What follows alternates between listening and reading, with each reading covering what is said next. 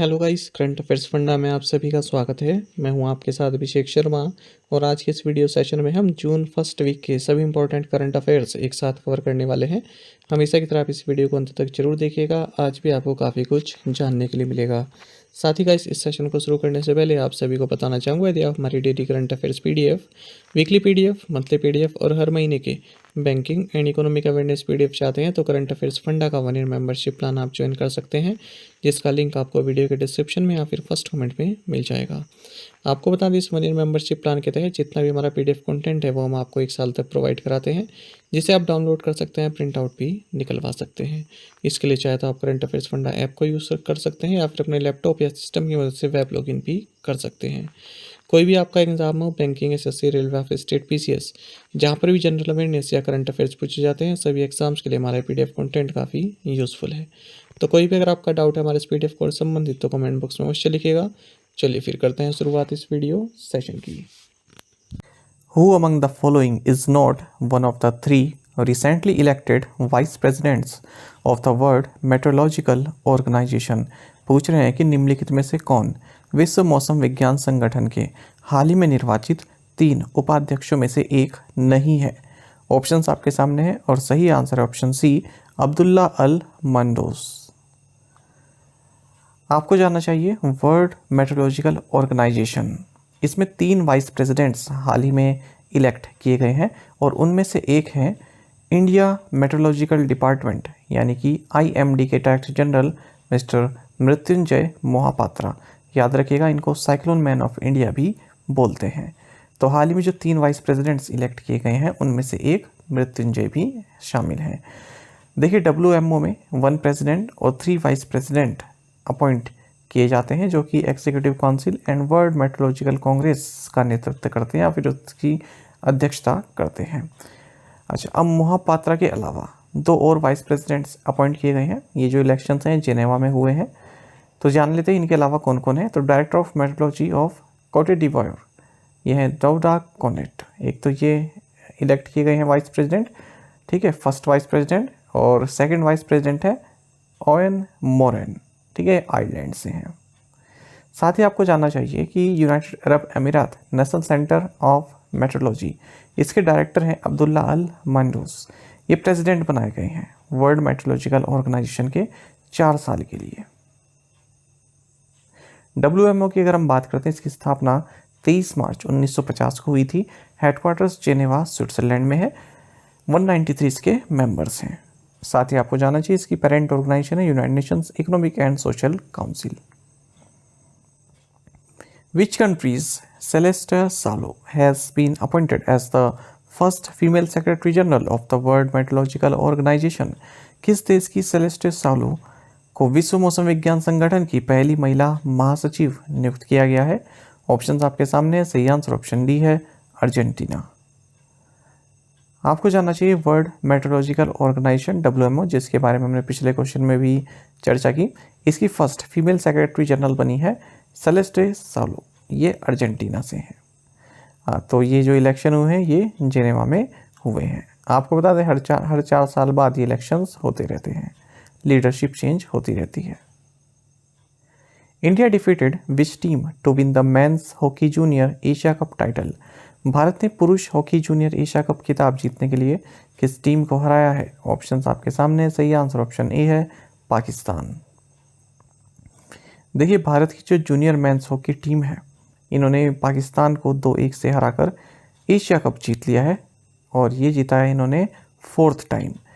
तो दूसरे नंबर पर पाकिस्तान रहा, तीसरे पर साउथ कोरिया रहा है। तो मैंने जैसा आपको बताया, 4थी बार जीता है। इससे पहले जो 3 बार भारत ने जीता वो साल 2004, 2008 और 2015 में जीता है। अब आपको बेसिक डिटेल जाननी चाहिए कि जो 2023 का mains hockey junior Asia cup हुआ, ये 10वां एडिशन था इस mains hockey junior Asia cup का और 23 मई से 1 जून तक चला ये सलाला, ओमान में। What is the theme for the global day of parents इन 2023?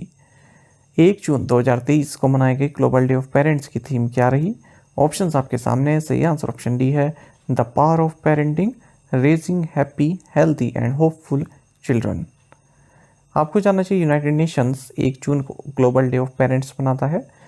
उन सभी पेरेंट्स को अप्रिशिएट किया जाता है जो सेल्फलेस कमिटमेंट दिखाते हैं अपने चिल्ड्रन के लिए।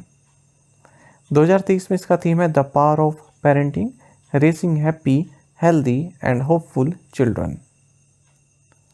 Which state celebrates it's formation day on June 2। 2 जून को किस राज्य का स्थापना दिवस मनाया जाता है? ऑप्शंस आपके सामने है। सही आंसर ऑप्शन सी, तेलंगाना। आपको जानना चाहिए तेलंगाना जो कि हमारे देश का 29वां राज्य है, ये 2 जून को अपना फॉर्मेशन डे मनाता है। 2 जून 2014 की बात है जब तेलंगाना राज्य बनाया गया था, इसलिए तेलंगाना फॉर्मेशन डे 2 जून को मनाया जाता है। तेलंगाना मूवमेंट की जो शुरुआत हुई या जब ये इंटेंसिफाई हुआ है 1969 में हुआ। आपको बता दें केसी राव है ना, केसी राव आप जानते ही होंगे, इनका नाम है कल्वकुंतला चंद्रशेखर राव, केसीआर जिन्हें बोलते हैं, तेलंगाना के सीएम है। यही फर्स्ट सीएम है और अब तक सीएम यही है तेलंगाना के। तो पहले ये तेलुगु देशम पार्टी में थे 90s के टाइम पर, फिर उन्होंने 2001 में पार्टी को क्विट कर दिया था और अलग तेलंगाना राज्य की डिमांड पर अड़ गए थे। इन्होंने तेलंगाना राष्ट्र समिति पार्टी की स्थापना की और फिर 2014 में आप सभी जानते हैं तेलंगाना अलग हो गया था आंध्र प्रदेश से। इनकी पार्टी का फिर नाम भी चेंज किया गया इनके द्वारा, भारत राष्ट्र समिति के नाम से भी ये जानी जाती है। When is the world bicycle day celebrated? विश्व साइकिल दिवस कब मनाया जाता है? सही आंसर ऑप्शन सी है, जून 3। देखिए अप्रैल 2018 को यूनाइटेड नेशन जनरल असेंबली ने डिक्लेयर किया कि 3 जून को वर्ल्ड बाइसाइकिल डे मनाया जाएगा। आपको बता दें बात जून 3, 1918 की है। इस दिन जो इन्वेंशन की गई थी बाइसाइकिल द्वारा, कार्ल वॉन ट्राइस, इनकी एनिवर्सरी होती है। नहीं, जो इन्वेंशन, जो साइकिल की इन्वेंशन है उसकी एनिवर्सरी होती है ना, मतलब साइकिल जिस दिन इन्वेंट की गई थी या फिर इन्होंने घोषणा की गई थी कि इस तरह का कुछ बनाया है। वर्ल्ड बाइसाइकिल डे 2023 का थीम है riding together for a sustainable future. आपको ये भी जानना चाहिए 4 जून को, ऊपर तो बात हुई 3 जून की, लेकिन 4 जून का भी आप साथ में पढ़ लीजिए कि 4 जून को international day of innocent children victims of aggression मनाया जाता है। इसकी स्थापना 19 अगस्त 1982 को की गई थी, इस डे की स्थापना। Which institute has collaborated with Reserve Bank Innovation Hub to introduce voice banking solutions? Voice banking समाधान पेश करने के लिए किस संस्थान ने रिजर्व बैंक इनोवेशन हब के साथ भागीदारी की है? ऑप्शंस आपके सामने, सही आंसर ऑप्शन बी है, आईआईटी मद्रास। आपको जानना चाहिए रिजर्व बैंक इनोवेशन हब यानी कि RBIH, इसने आईआईटी मद्रास रिसर्च पार्क और आईआईटी मद्रास इंक्यूबेशन सेल के साथ साझेदारी की है ताकि देश में बैंकिंग सिस्टम में जो भी लैंग्वेज बैरियर्स हैं उनको वॉइस बैंकिंग सॉल्यूशन को इंट्रोड्यूस करके हटाया जा सके।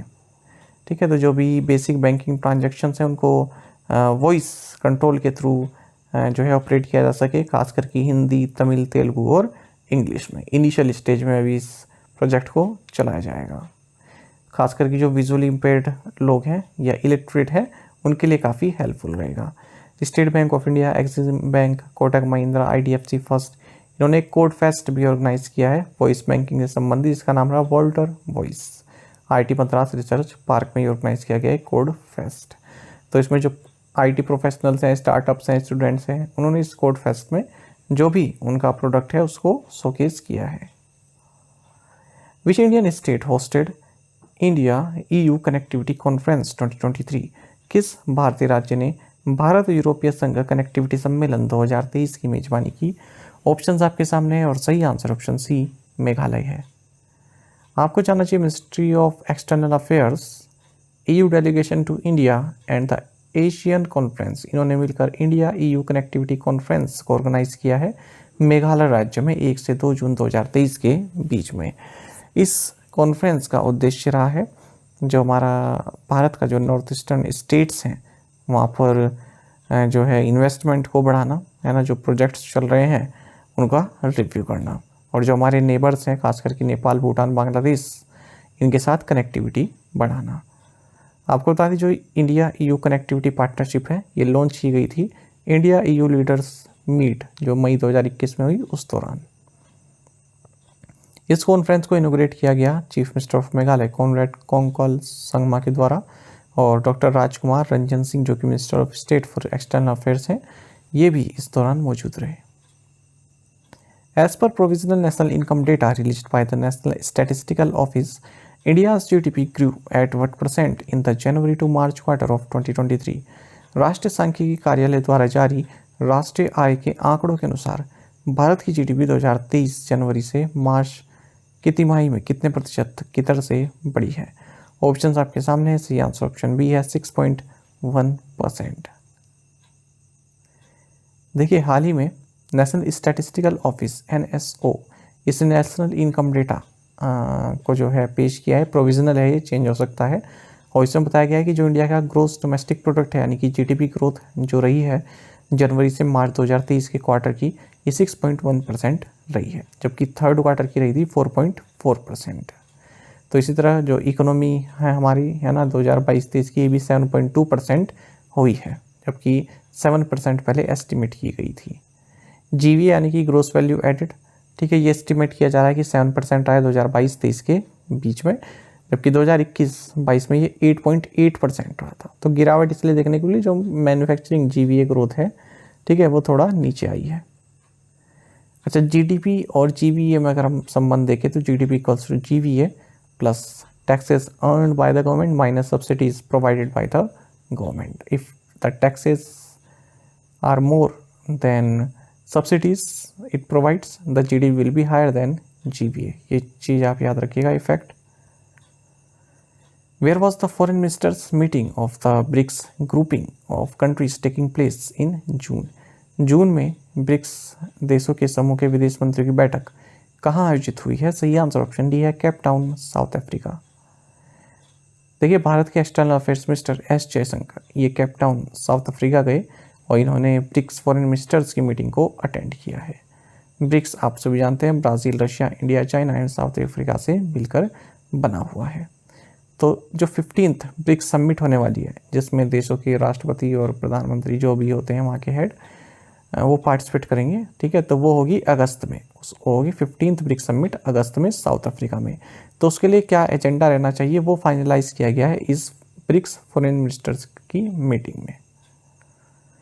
अफ्रीका, हाँ, आप सभी जानते हैं कि इस साल ब्रिक्स की जो अध्यक्ष है वो साउथ अफ्रीका है, ठीक है, जो प्रेसिडेंसी है वो साउथ अफ्रीका के पास है। तो इसने ये फ्रेंड्स ऑफ ब्रिक्स मीटिंग को होस्ट किया है। यहाँ पर 15 foreign ministers from Africa and global south यहाँ पर पार्टिसिपेट किए हैं। अच्छा, आपको ये भी जानना चाहिए, ब्रिक्स से ही संबंधित है, मतलब इस समिट से लेकर, क्योंकि 15 ब्रिक्स समिट होने वाली है तो उसमें पुतिन भी आएंगे। तो इंटरनेशनल क्रिमिनल कोर्ट हमने देखा पिछले महीने की एक अरेस्ट वारंट जारी किया गया है व्लादिमीर पुतिन के खिलाफ वार क्राइम्स को लेकर, ठीक है। तो इसका मतलब जो भी इंटरनेशनल क्रिमिनल कोर्ट की जो मेंबर कंट्री है, यदि वहाँ पर पुतिन आते हैं तो उन्हें अरेस्ट करना पड़ेगा। तो यहाँ पर ये लिखा है, as a member of the court South Africa would be obliged to arrest him if he attends a BRICS summit scheduled for Johannesburg in August. हालांकि ऐसा होगा नहीं।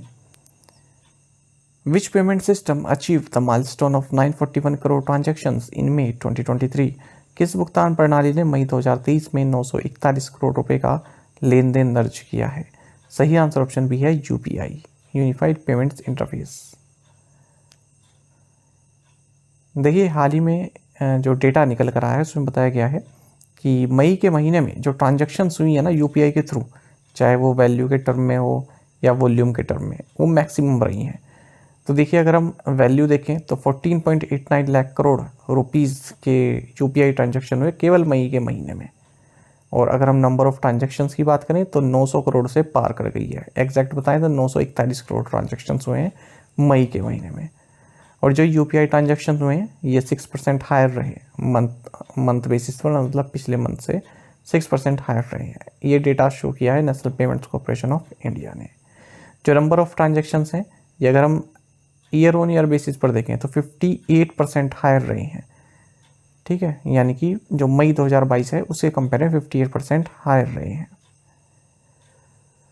फिजिकल ईयर 23 की अगर हम बात करें तो UPI प्लेटफॉर्म से टोटल 8,376 करोड़ ट्रांजैक्शंस जो है कंप्लीट किए गए, जिनकी वैल्यू रही 139 लाख करोड़ रुपीज़। जबकि फिजिकल 22 में 84 लाख करोड़ रुपीज़ की ट्रांजैक्शन हुई थी with 4,597 crore transactions. The IRDAI has decided to transfer the life insurance business of Sahara India Life Insurance to which insurer? IRDAI ने सहारा इंडिया लाइफ इंश्योरेंस के जीवन बीमा व्यवसाय को किस बीमाकर्ता को हस्तांतरित करने का निर्णय लिया है? ऑप्शंस आपके सामने। सही आंसर ऑप्शन ए है SBI लाइफ इंश्योरेंस। देखिए इंश्योरेंस रेगुलेटर IRDAI इसने डिसाइड किया है कि जो भी लाइफ इंश्योरेंस बिजनेस है सहारा इंडिया लाइफ इंश्योरेंस का, वो SBI life insurance company limited को ट्रांसफ़र कर दिया जाएगा। तो SBI लाइफ को जो है कहा गया है कि जो भी 2 लाख पॉलिसीज़ हैं सहारा इंडिया लाइफ इंश्योरेंस की, उनको आप टेक ओवर कर लीजिए। SBI लाइफ की बात करें, managing director and CEO Mahesh Kumar Sharma है, हेडक्वार्टर्स मुंबई में है। तो यहाँ पर थोड़ा गड़बड़ी चल रही है। जो सहारा इंडिया लाइफ इंश्योरेंस है ना, इनके पास इतना मतलब जो इन्होंने पॉलिसीज़ हैं, ठीक है, तो RBI को ऐसा लगता है, माफ़ कीजिएगा IRDAI को, कि जो है इनके पास सफिशिएंट बैलेंस नहीं है। यदि एक साथ कोई होल्ड लग जाए, है ना, पॉलिसीज़ वगैरह की, मतलब पे करने की, क्लेम करने की, तो इनके पास इतना फंड नहीं है। तो इसलिए इस चीज़ को, कुछ मैनेजमेंट की भी दिक्कत है, तो इसलिए SBI लाइफ इंश्योरेंस को सौंप दी गई हैं जो भी पॉलिसीज़ हैं इसकी। As per CRISIL, what is the expected growth rate of assets under management for NBFC MFIs this fiscal year? CRISIL के अनुसार इस वित्त वर्ष में NBFC MFI के लिए प्रबंधन के तहत संपत्ति की अपेक्षित वृद्धि दर क्या है? सही आंसर ऑप्शन सी है 25 to 30%। देखिए CRISIL रेटिंग तो आप सभी जानते हैं, इन्होंने एक रिपोर्ट पेश की है, उसमें बताया गया है कि जो एसेट अंडर मैनेजमेंट है, एसेट अंडर मैनेजमेंट जो है NBFC माइक्रो फाइनेंस इंस्टीट्यूशंस के, ये 25 से 30% तक ग्रो करेंगे इस फिस्कल ईयर में। आइए आपको बात समझ में, यानी कि इनके पास जो फंड है मैनेज करने के लिए, उसमें 25 से 30% की वृद्धि देखी जा सकती है। माइक्रो फाइनेंस इंस्टीट्यूशंस मैंने आपको पहले भी बताए थे। तो ओवरऑल बताया गया है कि overall the micro finance sectors AUM asset under management is estimated to have crossed 3.5 lakh crore rupees as of March 2023। मार्च 2023 तक जो एसेट अंडर मैनेजमेंट है माइक्रो फाइनेंस सेक्टर में, इनकी वैल्यू 3.4 लाख करोड़ रुपीस को पार कर चुकी है। ठीक है, इसका मतलब small finance bank, universal banks और भी जो लेंडर्स हैं उनसे आगे NBFC MFIs निकल गए हैं। तो जो NBFC MFIs हैं, ये लार्जेस्ट लैंडिंग फुटप्रिंट है माइक्रो फाइनेंस के क्षेत्र में। What is the percentage increase in counterfeit currency notes of 500 rupees denomination detected in the banking system in fiscal 23? वित्त वर्ष 23 में बैंकिंग प्रणाली में पाए गए 500 रुपये मूल्य वर्ग के नकली नोटों में कितने प्रतिशत की वृद्धि हुई है? सही आंसर ऑप्शन डी है 14.4%। देखिए RBI ने अपनी एनुअल रिपोर्ट जो कि 2022-23 के लिए जारी की गई, इसमें कहा है कि जो काउंटरफिट करेंसी नोट्स हैं, यानी कि नकली जो नोट्स हैं, खासकर 500 डिनोमिनेशन वाले, इनमें बढ़ोतरी देखने के लिए मिली है फिस्कल 23 में। कितने की? 14.4% की।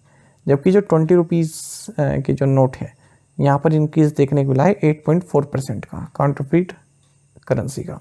ठीक है, अब जो टोटल फेक करेंसी डिटेक्ट की गई है RBI द्वारा, उनमें से 4.6% तो RBI में डिटेक्ट की गई, बाकी की जो 95.4% है वो अदर बैंक्स में डिटेक्ट की गई है। 10 रुपये के जो काउंटरफिट नोट्स हैं, इनमें डिक्लाइन देखने मिला है 11.6% का, 100 रुपीज़ में 14.7% का डिक्लाइन और 2000 रुपीज़ में 27.9%। अगर हम वैल्यू के हिसाब से बात करें तो जो 500 और 2000 बैंक नोट्स का अगर हम कंबाइन लेकर चलें तो यह है 87.9% of total value of notes in circulation. ठीक है, और एक साल पहले कितना था? 87.1%, यानी कि बड़ा है। अगर हम वॉल्यूम की बात करें, वॉल्यूम के हिसाब से, तो 500 रुपीज़ की जो बैंक नोट है, इनका हाईएस्ट शेयर है कितना? 37.9%। उसके बाद फिर 10 रुपये का है 19.2%। तो ये भी एक महत्वपूर्ण पॉइंट है। अच्छा, जो सोल्ड नोट्स होते हैं, बैंक नोट्स होते हैं, ठीक है, उनका जो डिस्पोजल है वो भी बढ़ा है 2.1% बढ़कर 2293 करोड़ पीसेस रहा है। ठीक है, इस साल जो टोटल एक्सपेंडिचर है सिक्योरिटीज प्रिंटिंग में, ये 4683 करोड़ रुपए की है, जबकि प्रीवियस ईयर में 4985 करोड़ रुपए था। RBI ने भी कहा है कि जो प्राइवेट बैंक्स हैं यहाँ पर जो फ्रॉड्स के मामले हैं वो सबसे ज़्यादा रहे हैं फिस्कल 23 में। लेकिन अगर हम अमाउंट की बात करें तो पब्लिक सेक्टर बैंक्स में ज़्यादा है। ये बात समझे आप। मान लीजिए प्राइवेट सेक्टर बैंक में नंबर ऑफ फ्रॉड ज़्यादा है, यानी कि 4 फ्रॉड निकले हैं, 4 फ्रॉड केसेस निकले हैं, ठीक है, प्राइवेट सेक्टर बैंक में। लेकिन उन चारों जो 4 फ्रॉड हैं, मान लीजिए एक फ्रॉड 10 रुपये का है, दूसरा भी 10 का है, तीसरा भी 10 का है, चौथा भी 10 है, तो 40 रुपये के फ्रॉड से निकले हैं, है ना। 4 फ्रॉड से हर एक 10-10 रुपये का था। लेकिन पब्लिक सेक्टर बैंक में क्या हुआ, केवल 2 ही फ्रॉड निकले। नंबर ऑफ फ्रॉड तो कम है, लेकिन एक फ्रॉड की वैल्यू 50 रुपये है और दूसरे की 50, तो कितने हो गए, 100 रुपये का फ्रॉड, जबकि केसेस कम थे। लेकिन प्राइवेट में केसेस ज़्यादा थे लेकिन फ्रॉड इतने नहीं थे। तो वही बात है यहाँ पर। अगर हम इन टर्म्स ऑफ नंबर की बात करें तो डिजिटल पेमेंट फ्रॉड्स, यानी कि कार्ड्स और इंटरनेट से संबंधित, ये सबसे ज़्यादा रहे हैं, ठीक है। जबकि वैल्यू के टर्म में लोन पोर्टफोलियो वाले जो फ्रॉड हैं ये सबसे ज़्यादा रहे। एज अ होल अगर हम देखें तो total frauds reported in fiscal year 23 fail 49% on year, ठीक है। तो पिछले साल के कंपेयर में 49% की गिरावट देखने को मिली है जो टोटल फ्रॉड्स हुए हैं बैंकिंग सिस्टम में। Which company has announced the launch of the turbo UPI payment service, किस कंपनी ने टर्बो यूपीआई भुगतान सेवा शुरू करने की घोषणा की। सही आंसर ऑप्शन सी है, रिजर्व पे। देखिए रिजर्व पे ने अनाउंस किया है कि जो ऑनलाइन मर्चेंट्स हैं, उनके जो कस्टमर्स हैं, वो अब यूपीआई पेमेंट्स डायरेक्ट कर सकते हैं बिना किसी थर्ड पार्टी यूआई ऐप के यूज़ किए बिना, ठीक है। तो इसके लिए लॉन्च किया है टर्बो यूपीआई। तो इससे बिना किसी थर्ड पार्टी को यूज़ किए जो कस्टमर है वो मर्चेंट को पैसे भेज सकता है। रेजर पे की अगर हम बात करते हैं, सीईओ हर्षिल माथुर है, मैनेजिंग डायरेक्टर शशांक कुमार है। Suresh Dhanorkar who passed away recently was the Congress MP from which constituency in Maharashtra. Suresh Dhanorkar जिनका हाल ही में निधन हो गया, महाराष्ट्र के निर्वाचन क्षेत्र से कांग्रेस के सांसद थे। सही आंसर ऑप्शन सी है, चंद्रपुर। देखिए Congress MP from Chandrapur Lok Sabha constituency of Maharashtra, बालू या फिर सुरेश धानोरकर, इनका हाल ही में निधन हो गया 47 की एज में। ये महाराष्ट्र में कांग्रेस के इकलौते एमपी हैं, एमपी थे। एक और ऑब्ituary देख लेते हैं। संस्कृत स्कॉलर वेद कुमारी कई, इनका भी हाल ही में 91 वर्ष की उम्र में निधन हो गया है। जम्मू से आती थी और पद्मश्री भी इनको दिया गया है जो कि 4th हाईएस्ट सिविलियन अवार्ड है साल 2001 में। क्यों दिया गया? संस्कृत लिटरेचर में इनके योगदान के लिए। आपको बता दें साहित्य अकेडमी अवार्ड भी इनको मिला है 1991 में इनकी पुस्तक द संस्कृत लैंग्वेज के लिए। Who has taken charge as the new chairman and managing director of Steel Authority of India Limited (SAIL)? Steel authority of India limited के नए अध्यक्ष और प्रबंध निदेशक के रूप में किसने कार्यभार संभाला है? ऑप्शंस आपके सामने। सही आंसर ऑप्शन सी है, अमरेंदु प्रकाश। देखिए अमरेंदु प्रकाश ये चेयरमैन मैनेजिंग डायरेक्टर बनाए गए हैं steel authority of India limited SAIL के। इससे पहले डायरेक्टर इंचार्ज थे सेल का जो बेकर स्टील प्लांट है वहाँ पर। ये शोभा मंडल को सक्सीड करेंगे जो कि अब 30 अप्रैल 2023 को रिटायर हो चुकी है। स्टील अथॉरिटी ऑफ इंडिया का आप जानते हैं कि जो इसकी लोकेशन है ये न्यू दिल्ली में है, सेंट्रल पब्लिक सेक्टर अंडरटेकिंग है। Who took charge as the managing director of Mangalore refinery and petrochemicals limited? Mangalore refinery and petrochemicals limited के प्रबंध निदेशक के रूप में किसने कार्यभार संभाला? सही answer option B, Sanjay Verma. देखिए जो संजय वर्मा है ये Mangalore refinery and petrochemicals limited के मैनेजिंग डायरेक्टर बनाए गए हैं। एडिशनल चार्ज इनको दिया गया है। ऐसा ऑर्डर इशू किया गया है ministry of petroleum and natural gas के द्वारा। Mangalore refinery and petrochemicals limited नाम से पता चल रहा है कि ये कहाँ पर है, मैंगलोर कर्नाटक में। एक public sector and refinery and petrochemical company है ये। Who took charges managing director of solar energy corporation of India limited SECI? Solar energy corporation of India limited यानी कि सेकी के प्रबंध निदेशक के रूप में किसने कार्यभार संभाला? सही आंसर ऑप्शन ए, अजय यादव है। देखिए अजय यादव ने यहाँ पर मैनेजिंग डायरेक्टर बनाए गए हैं solar energy corporation of India limited SECI के। और आपको बता दें सुमन शर्मा थी इस पद पर पहले, वो रिटायर हो चुकी हैं। सेकी की अगर हम बात करें Delhi based Miniratna category 1 central public sector enterprises है। साल 2011 में स्टेब्लिश किया गया था। Ministry of new and renewable energy government of India के तहत कार्य करती है। Justice Augustine George Masih has been sworn in as the Chief Justice of which High Court? न्यायमूर्ति अगस्टिन जॉर्ज मसी किस उच्च न्यायालय के रूप में, किस उच्च न्यायालय के मुख्य न्यायाधीश के रूप में शपथ ली? सही आंसर ऑप्शन सी है, राजस्थान हाई कोर्ट। तो देखिए जस्टिस अगस्टिन जॉर्ज मसी ये चीफ जस्टिस बनाए गए राजस्थान हाई कोर्ट के। तो इनसे पहले थे जस्टिस पंकज मित्तल, उनका रिटायरमेंट हो गया, माफ़ कीजिएगा, जस्टिस पंकज मित्तल थे, वो सुप्रीम कोर्ट जज अपॉइंट किए जा चुके थे फरवरी में इसी साल। उनके बाद फिर जस्टिस एम श्रीवास्तव ये acting chief justice of Rajasthan high court के तौर पर कार्यरत थे। Where was the national training centre of the food safety and standards authority of India inaugurated? भारतीय खाद्य सुरक्षा और मानक प्राधिकरण के राष्ट्रीय प्रशिक्षण केंद्र का उद्घाटन कहाँ किया गया? सही आंसर ऑप्शन डी गाजियाबाद है। आपको जाना चाहिए union minister for health and family welfare doctor Mansukh Mandaviya, इन्होंने state of the art national training centre for food safety and standard authority of India यानी कि FSSI को इनोग्रेट किया है गाजियाबाद उत्तर प्रदेश में। आपको जाना चाहिए FSS एक्ट 2006 और food safety and standards rule 2011 के अनुसार जो FSSI है ये रिस्पॉन्सिबल है सभी इंडिविजुअल्स जो कि फूड बिजनेस में इन्वॉल्व हैं उनको ट्रेनिंग प्रोवाइड करने के लिए। Who has recently taken over as the air officer in charge administration? हाल ही में air officer in charge as administration के रूप में किसने कार्यभार संभाला? सही आंसर ऑप्शन डी है, राजेश कुमार आनंद। तो एयर मार्शल राजेश कुमार आनंद ये air officer in charge administration बनाए गए हैं। नेशनल डिफेंस एकेडमी के पास आउट है, ठीक है, और सर्विस में कब आए थे? 13 जून 1987 को। Ashwini Kumar has been appointed as managing director and CEO of which bank? Ashwini Kumar को किस बैंक का प्रबंध निदेशक और CEO नियुक्त किया गया है? ऑप्शंस आपके सामने है, सही आंसर ऑप्शन ए है, यूको बैंक। देखिए appointments committee of the cabinet, इन्होंने अश्विनी कुमार जो कि इंडियन बैंक के एग्जीक्यूटिव डायरेक्टर रहे हैं ये अप्रूव कर दिया है कि ये यूको बैंक के मैनेजिंग डायरेक्टर एंड CEO बनाए जा रहे हैं। तो ये याद रखिएगा, इससे पहले किस बैंक में थे? इंडियन बैंक में एग्जीक्यूटिव डायरेक्टर थे, अब यूको बैंक के मैनेजिंग डायरेक्टर एंड CEO बनाए गए हैं। यूको बैंक का हेडक्वार्टर्स कोलकाता वेस्ट बंगाल में है। टैगलाइन है ऑनर्स योर ट्रस्ट। तो ये सोमा शंकर प्रसाद इनको रिप्लेस करेंगे जो कि रिटायर हो चुके हैं 31 मई को। अश्विनी कुमार बता दें आपको 3 साल के लिए अपॉइंटमेंट इनकी की गई है, 1 जून से शुरुआत हो चुकी है। 2 न्यूज़ और देख लेते हैं बैंक के संबंधित। ICICI बैंक के जो बोर्ड ऑफ डायरेक्टर्स हैं इन्होंने हरि मुंद्रा, B श्रीराम और S माधवन इनको मंजूरी दी है कि ये इंडिपेंडेंट डायरेक्टर के तौर पर कार्यरत रहेंगे। IDBI बैंक ने अनाउंस किया है कि जय कुमार S पिल्लई ये डिप्टी मैनेजिंग डायरेक्टर बनाए जा रहे हैं 3 साल के लिए।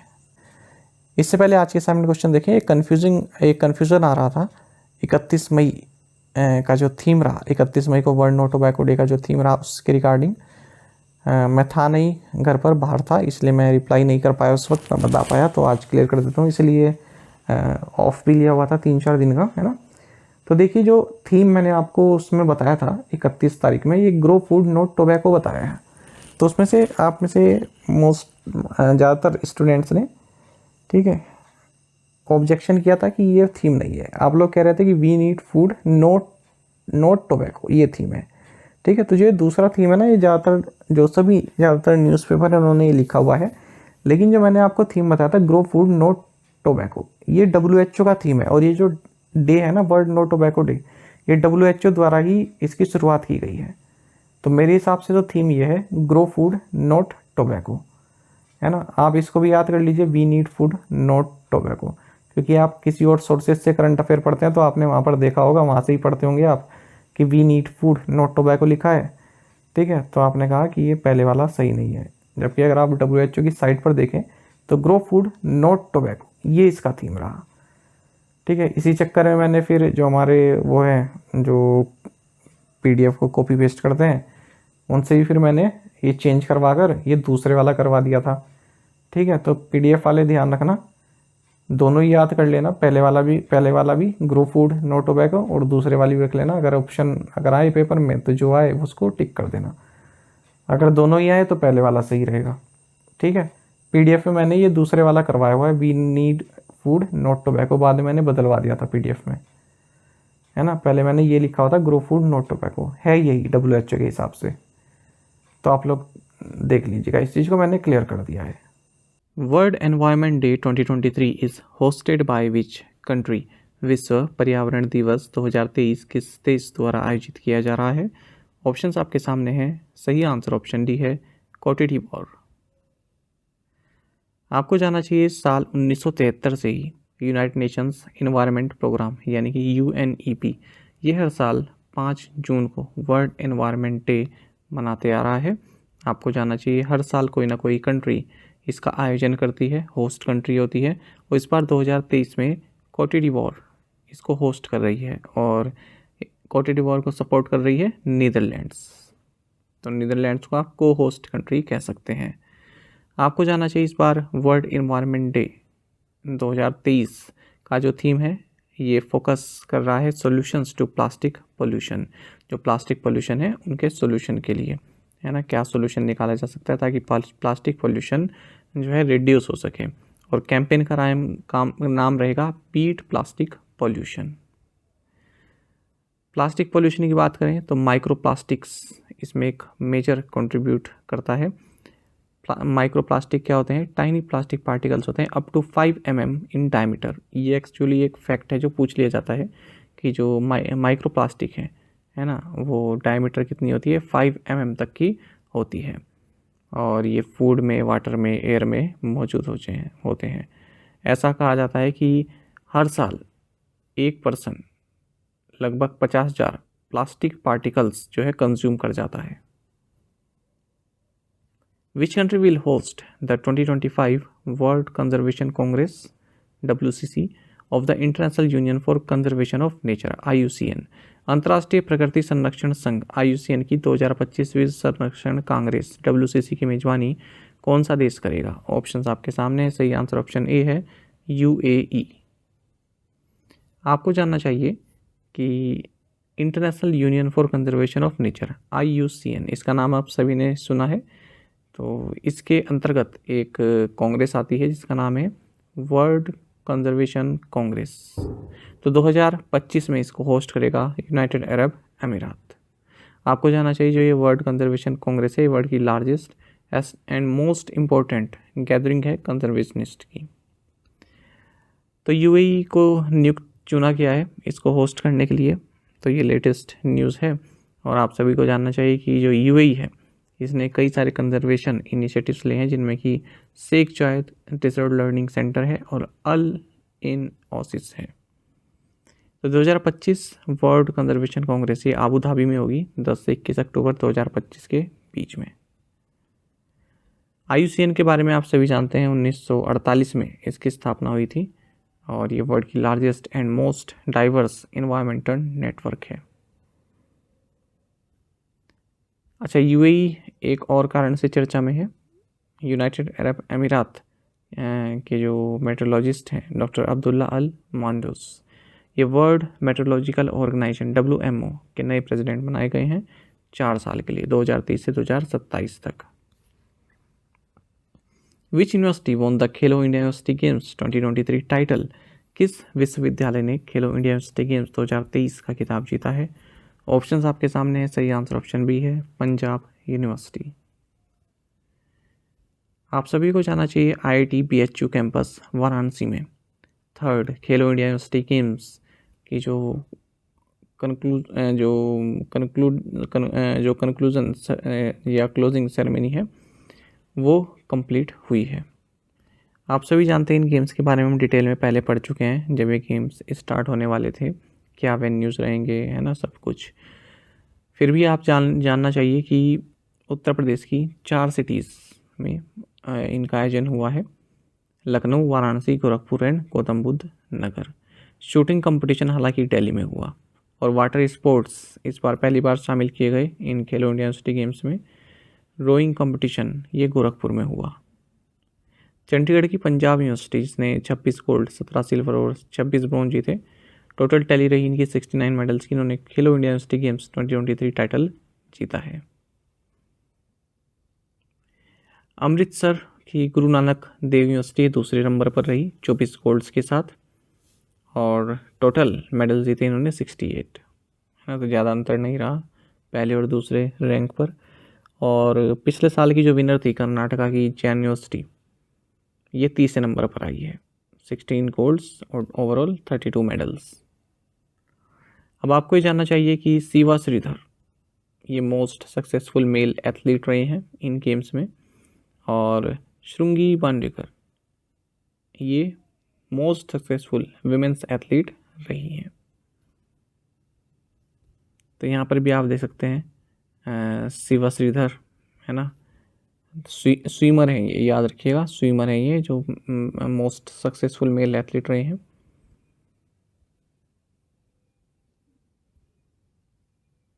तो इनके नाम आप देख सकते हैं कि किन किन ने यहाँ पर रिकॉर्ड ब्रेक किए हैं या रिकॉर्ड्स बनाए हैं। विच कंट्री सेलिब्रेट्स पोषण पोया डे या पोषण पोया फेस्टिवल? कौन सा देश पोषण पोया दिवस मनाता है? ऑप्शंस आपके सामने हैं और सही आंसर ऑप्शन सी है, श्रीलंका। देखिए, श्रीलंका में नेशनल पोषण वीक ये शुरू हुआ 31 मई को और 6 जून तक ये चलेगा। पोषण यानी कि पोषण पोया एक एनुअल फेस्टिवल है जो कि श्रीलंकन बुद्धिस्ट द्वारा मनाया जाता है। क्यों मनाया जाता है? ऐसा कहा जाता है कि 2000 साल पहले जो है बुद्धिज़्म जब श्रीलंका में इंट्रोड्यूस हुआ था तो उसी के उपलक्ष्य में ये फेस्टिवल मनाया जाता है, उसी को सेलिब्रेट करने के लिए। पोषण पोया डे ये second most significant Buddhist festival है श्रीलंका में। किसके बाद? वैसाख के बाद। पोषण पोया डे ये जून में जो फुल मून डे होता है उस दिन सेलिब्रेट किया जाता है, और ये उस मूवमेंट को कॉमेमोरेट किया जाता है, स्मरण किया जाता है जब एम्परर अशोका के सन अराहत महिंदा इन्होंने किंग देवनमपियतिसा को बुद्धिज्म में कन्वर्ट कराया था। और जो मेन सेंटर रहते हैं यहाँ पर सेलिब्रेशन के ये हैं मिहिंताले और अनुराधापुरा। जो यहाँ पर लोग रहते हैं वो वाइट अटायर पहन कर रखते हैं और जो मिहिंताले हिल है ना, इस पर चढ़ाई करते हैं। ऐसा कहा जाता है कि यहीं पर जो अराहत महिंदा है इन्होंने अपने जो सरमन्स हैं वो डिलीवर किए थे और श्रीलंका में बुद्धिज्म की शुरुआत हुई थी। Which country has announced its withdrawal from a maritime coalition led by United States? किस देश ने संयुक्त राज्य अमेरिका के नेतृत्व वाले समुद्री गठबंधन से अलग होने की घोषणा की है? फिर से सही आंसर ऑप्शन बी है, यूएई। आपको जानना चाहिए यूनाइटेड अरब अमीरात ने अनाउंस किया है कि हम कंबाइंड मैरीटाइम कोलिशन जिसमें कि 38 नेशन है, इससे हम अलग हो रहे हैं। आपको जानना चाहिए जो ये 38 नेशन वाली कंबाइंड मैरीटाइम कोलिशन है इसका नेतृत्व यूनाइटेड स्टेट्स करता है। हेडक्वार्टर्स कहाँ पर है? बहरीन में, ये आप याद रखिएगा। स्थापना साल 2001 में हुई थी। शुरुआत में 12 ही नेशन इसमें पार्टनर थे। तो इसको इस्टेब्लिश इसलिए किया गया है ताकि जो रेड सी और गल्फ एरियाज़ हैं यहाँ पर जो टेररिज्म है उसको काउंटर किया जा सके और जो पायरेसी की घटनाएं हैं उन पर लगाम कसी जा सके। इस कोलिशन को कमांड किया जाता है यूएस नेवी वाइस एडमिरल के द्वारा। भारत भी इस कोलिशन का हिस्सा है। तो ये जो रीज़न है रेड सी गल्फ एरिया, ये काफ़ी क्रूशियल शिपिंग रूट्स हैं यहाँ पर, और कई तरह के इंसिडेंट्स होते रहते हैं यहाँ पर जहाँ वेसल पर अटैक किया जाता है। खास करके जब यूएस और ईरान के बीच में जो टेंशन चल रही थी उस दौरान काफ़ी अटैक किए गए वेसल्स पर। When is the International Day for the Fight Against Illegal, Unreported and Unregulated Fishing observed? अवैध, अप्रतिबंधित और अनियमित मत्स्य पालन के खिलाफ लड़ाई के लिए अंतर्राष्ट्रीय दिवस कब मनाया जाता है? सही आंसर ऑप्शन डी, जून 5। आपको जानना चाहिए 5 जून को हर साल international day for the fight against illegal, unreported and unregulated fishing मनाया जाता है, ताकि जो ये illegal, unreported and unregulated fishing activities हैं इनको एड्रेस किया जा सके। ये जो इशू है इसको एड्रेस किया जा सके। आप सभी जानते हैं सस्टेनेबल डेवलपमेंट गोल्स हैं, तो उनमें जो 14th गोल है ये है लाइफ बिलो वाटर। इसमें भी अगर हम सब सेक्शन में आए 14.4 तो ये फिशिंग से संबंधित है। Over fishing, illegal, unreported and unregulated fishing से संबंधित है। How much is ICICI bank planning to raise its stake in ICICI Lombard general insurance company? ICICI Lombard general insurance company अपनी हिस्सेदारी को कितने प्रतिशत तक बढ़ाएगा? सही आंसर ऑप्शन सी, 4%। देखिए, जो ICICI बैंक का बोर्ड है इन्होंने डिसाइड किया है कि ICICI Lombard general insurance company में बैंक के स्टेक हम और 4% तक बढ़ाएंगे, और जिसके वजह से जो इंश्योरेंस कंपनी है ये आईसीआईसीआई बैंक की एक सब्सिडरी बन जाएगा। तो पहले तो बैंक जो है जो 4% एक्वायर करने वाला है उसमें से कम 2.5% स्टेक एक्वायर करेगा 9 सितंबर से पहले 9 सितंबर 2024 से पहले। फिलहाल अगर हम बात करें जो आईसीआईसीआई बैंक है इसके जो स्टेक हैं इस कंपनी में आईसीआईसीआई लोम्बार्ड जनरल इंश्योरेंस में 48.02% है। आईसीआईसीआई बैंक की बात करते हैं, एमडी एंड सी संदीप बख्शी हैं, हेडक्वार्टर्स मुंबई में है और टैगलाइन है हम है ना ख्याल आपका। Which state government has signed a memorandum of understanding with Bajaj Finserv for investment? किस राज्य सरकार ने निवेश के लिए बजाज फिनसर्व के साथ समझौता ज्ञापन पर हस्ताक्षर किए हैं? ऑप्शंस आपके सामने, सही आंसर ऑप्शन बी महाराष्ट्र। आपको जानना चाहिए महाराष्ट्र गवर्नमेंट ने एक मेमोरेंडम ऑफ अंडरस्टैंडिंग यानी कि एमओयू साइन किया है बजाज फिनसर्व के साथ मुंबई में। इस एमओयू के तहत जो ये बजाज फिनसर्व है ये 5,000 करोड़ रुपीस इन्वेस्ट करेगी पुणे में, जिसके कारण 40,000 जॉब्स जो हैं क्रिएट होंगी। महाराष्ट्र की बात करते हैं, चीफ मिनिस्टर एकनाथ शिंदे हैं, गवर्नर रमेश बैस हैं, कैपिटल मुंबई है। Which company has chosen the TCS BANCS global banking SAS platform for its पान यूरोप कोर बैंकिंग ट्रांसफॉर्मेशन? किस कंपनी ने अपने पान यूरोप कोर बैंकिंग परिवर्तन के लिए TCS BANCS global banking SAS platform को चुना है? सही आंसर ऑप्शन सी है, इकानो बैंक AB। देखिए टाटा कंसल्टेंसी सर्विसेज ने अनाउंस किया है कि स्वीडन स्थित इकानो बैंक AB इन्होंने TCS BANCS ग्लोबल बैंकिंग सास प्लेटफॉर्म को सिलेक्ट किया है ताकि जो इस बैंक का जो कोर बैंकिंग सोल्यूशन है ठीक है उसको ट्रांसफॉर्म किया जा सके पूरे यूरोप में। इकानो बैंक जो है इसका मकसद है कि अपने कस्टमर्स को फ्लेक्सिबल और डिजिटल कोर सोल्यूशन प्रोवाइड किए जाएं, इसलिए अपने प्रोडक्ट्स को एक्सपेंड कर रहा है ना। तो Ikano bank AB provides banking services, ये बैंक डिपॉजिट एक्सेप्ट करता है, लोन्स देता है और भी जो फाइनेंशियल सर्विसेज जो प्रोवाइड कराता है। स्वीडन में ये स्थित है। What was the growth rate of non food bank credit in April 2023 according to RBI data? RBI के आंकड़ों के अनुसार अप्रैल 2023 में गैर खाद्य बैंक ऋण की वृद्धि दर क्या थी? सही आंसर ऑप्शन सी 16.1%। देखिए RBI डेटा के हिसाब से जो नॉन फूड बैंक क्रेडिट है इसमें ग्रोथ देखने के लिए मिले अप्रैल 2023 में कितने प्रतिशत की? 16.1% की। और इससे पहले कितनी थी? इससे पहले साल में 11.4%। तो आप देख रहे हैं कि ग्रोथ हुई है। पिछले साल 11.4% थी, इस बार कितनी है? 16.1%। और ये किसकी वजह से हुआ है? क्योंकि जो services sector, personal segment, agriculture and allied activities में जो क्रेडिट दिया गया है उसमें बढ़ोतरी देखने के लिए मिली है। क्रेडिट ग्रोथ जो सर्विसेज सेक्टर को दिया गया उसमें भी बढ़ोतरी देखने के लिए 21.6% रहा अप्रैल 2023 में, जबकि एक साल पहले 11.2% था। पर्सनल लोन्स ग्रोथ 19.4% रही, जबकि एक साल पहले 14.4% थी।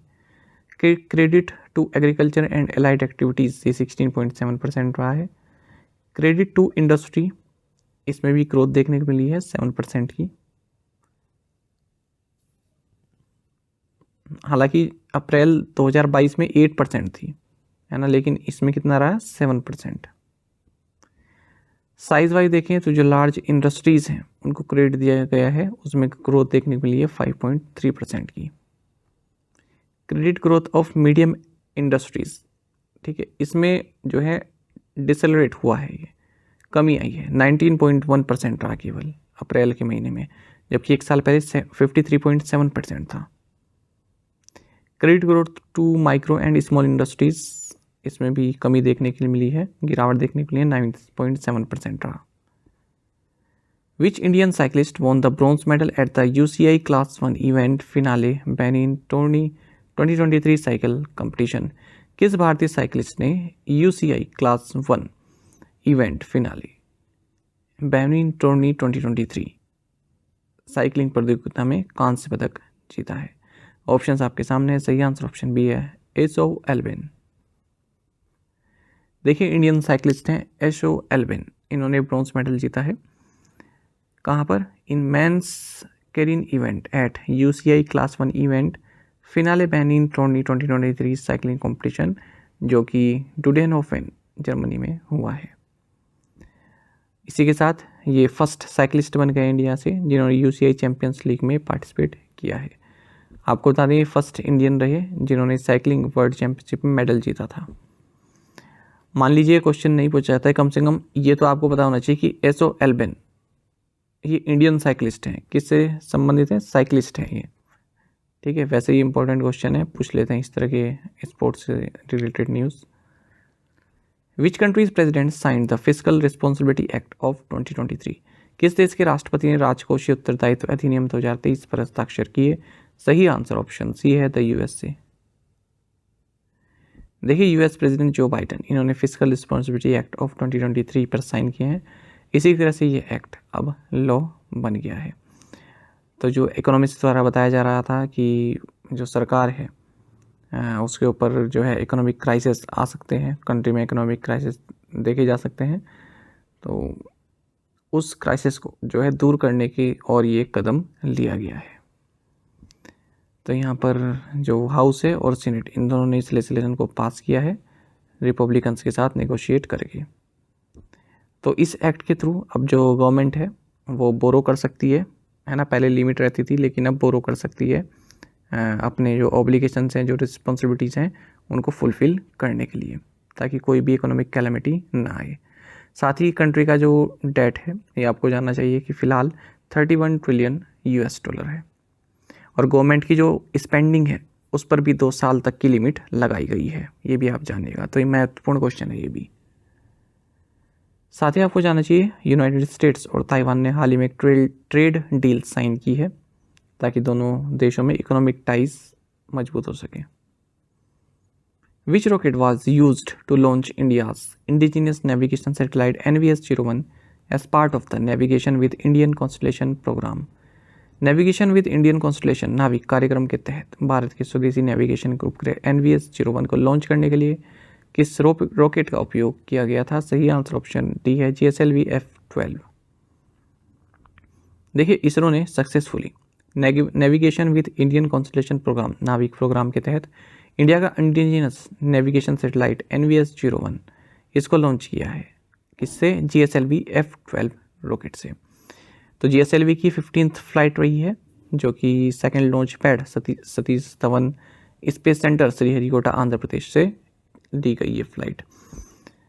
और अब इसी के साथ भारत जो है GPS जो कि US का सिस्टम है, ग्लोनास जो कि रशिया का है, गैलीलियो जो कि US का है, US का यूरोपियन यूनियन का है, तो इन्हीं के साथ भारत अब जो है कंधे से कंधा मिलाकर खड़ा है। आपको जानना चाहिए इसी के साथ जो NVS-01 को सक्सेसफुली लॉन्च किया गया, इसी के साथ कई सारी टेक्नोलॉजिकल एडवांसमेंट की भी शुरुआत हुई है, including the integration of an indigenous rubidium atomic clock. ठीक है, इसको डेवलप किया इंडिया के स्पेस एप्लीकेशन सेंटर को। पहले अब ये यूज़ की जाएगी रुबिडियम एटॉमिक क्लॉक, इससे पहले सीजियम एटॉमिक क्लॉक्स यूज़ की जाती थी। अच्छा, अगर हम GPS से कंपेयर करें नाविक को, तो GPS जो एक जनरल पर्पस नेविगेशन सिस्टम है और इसमें 30 सैटेलाइट्स का एक कोलिशन है, जबकि नाविक जो है 7 सैटेलाइट्स के साथ ऑपरेट करता है। ये एक रीजनल नेविगेशन प्रोवाइड कराता है, ठीक है। और हालांकि जो नाविक की है जो एक्यूरेसी है वो GPS से लगभग डबल है, ये याद रखिएगा। हालांकि नाविक जो है जनरल पब्लिक के लिए एक्सेसिबल नहीं है। Which Indian institute has joined a global research group for the development of a genetics algorithm? कौन सा भारतीय संस्थान जेनेटिक्स एल्गोरिथम के विकास के लिए एक वैश्विक शोध समूह में शामिल हुआ है? सही आंसर ऑप्शन सी है, centre for cellular and molecular biology. देखिए Hyderabad based CSIR centre for cellular and molecular biology, इन्होंने एक ग्लोबल रिसर्च ग्रुप को ज्वाइन किया है जो कि एक एल्गोरिथम बना रहे हैं जेनेटिक्स से संबंधित, जैसा कि ChatGPT है ना, इसी तरह की एल्गोरिथम बना रहे हैं। The algorithm uses genome sequencing data instead of human language to predict disease causing genetic mutation in patient. देखिए जो पेशेंट में जेनेटिक म्यूटेशंस होते हैं उसके क्या कारण हैं, तो इसका पता लगाएंगे इस एल्गोरिथम को यूज़ करके। The research group has generated a huge catalog of genomic information for primates that have been ever produced. These studies have helped Illumina, a noted DNA sequencing company, create an AI algorithm with clinical application to identify new insights into genetics causes of human disease using primate genomic data. तो देखिए, एक company है Illumina और ये DNA sequencing company है। इसने भी एक एआई एल्गोरिदम डेवलप की है जिससे पता जा सकता है कि जो पेशेंट्स में जेनेटिक म्यूटेशन है इसका क्या कारण है। Who will head the 3-member commission appointed by the central government to look into the incidents of violence in Manipur? Manipur में हिंसा की घटनाओं की जांच के लिए केंद्र सरकार द्वारा नियुक्त 3 सदस्यीय आयोग के मुख्य या 3 सदस्यीय आयोग के प्रमुख कौन है? सही आंसर ऑप्शन ए है अजय लांबा। देखिए, सेंट्रल गवर्नमेंट ने एक कमीशन अपॉइंट की है। आप सभी जानते हैं मणिपुर में पिछले महीने से ही वायलेंस चल रहा है। तो वो वायलेंस क्यों हुआ, क्या उसकी वजह रही, कहाँ पर लैप्सेस हुए हैं, तो उन्हीं सब पर एक रिपोर्ट सौंपी जाएगी इस कमीशन के द्वारा। 3 मेंबर कमीशन है और इसकी अध्यक्षता कर रहे हैं former chief justice of Guwahati high court justice Ajay Lamba. इस कमीशन में retired IAS officer Himanshu Shekhar Das भी हैं, retired IPS officer Aloka Prabhakar भी मेंबर हैं इसके। The commission will probe causes and spread of the violence and riots targeting members of different communities. तो ये जो कमीशन है ये 6 महीने के अंदर जो है अपनी रिपोर्ट सबमिट करेगा सेंट्रल गवर्नमेंट को। इस कमीशन का हेडक्वार्टर रहेगा इम्फाल में।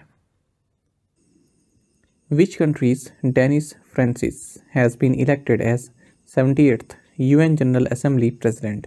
किस देश के डेनिस फ्रांसिस को 78वें संयुक्त राष्ट्र महासभा के अध्यक्ष के रूप में चुना गया है? ऑप्शंस आपके सामने हैं और सही आंसर ऑप्शन डी है ट्रिनिडाद एंड टोबैगो। आपको जानना चाहिए यूनाइटेड नेशन जनरल असेंबली ने यूनाइटेड नेशंस में ट्रिनिडाद एंड टोबैगो के जो परमानेंट रिप्रेजेंटेटिव्स हैं डेनिस फ्रांसिस, इनको प्रेसिडेंट इलेक्ट किया है 78th सेशन के लिए। आपको बता दें ये हंगरी के साबा कोरोसी को सक्सीड करेंगे। जो इलेक्शन हुआ ये जनरल असेंबली हॉल में हुआ है, United Nations headquarters New York US में। आपको जानना चाहिए जो यूनाइटेड नेशन जनरल असेंबली के जो प्रेसिडेंट होता है उनका रोल ये होता है कि जो रूल्स ऑफ प्रोसीजर्स हैं उनको इन्फोर्स किया जा सके, जैसे कि ओपनिंग और क्लोजिंग डिबेट्स है ना, जो रिप्रेजेंटेटिव्स बोल रहे हैं उनको टाइम लिमिट देना, डिबेट को सस्पेंड या फिर एडजर्न करना, और असेंबली के लिए जो एजेंडा है उसको सेट करना। बात करें अगर हम ट्रिनिडाद एंड टोबैगो की, ये एक आइलैंड कंट्री है, इसकी कैपिटल पोर्ट ऑफ स्पेन है और करेंसी है Trinidad and Tobago dollar. Which bank has launched project Kuber in Bengaluru Karnataka? किस बैंक ने बेंगलुरु कर्नाटक में प्रोजेक्ट कुबेर लॉन्च किया है? सही आंसर ऑप्शन बी है स्टेट बैंक ऑफ इंडिया। आपको जानना चाहिए स्टेट बैंक ऑफ इंडिया ने बेंगलुरु कर्नाटक में प्रोजेक्ट कुबेर को लॉन्च किया है, जिसके तहत 4 transaction banking hubs and 1 corporate salary package hub भी लॉन्च हुआ है।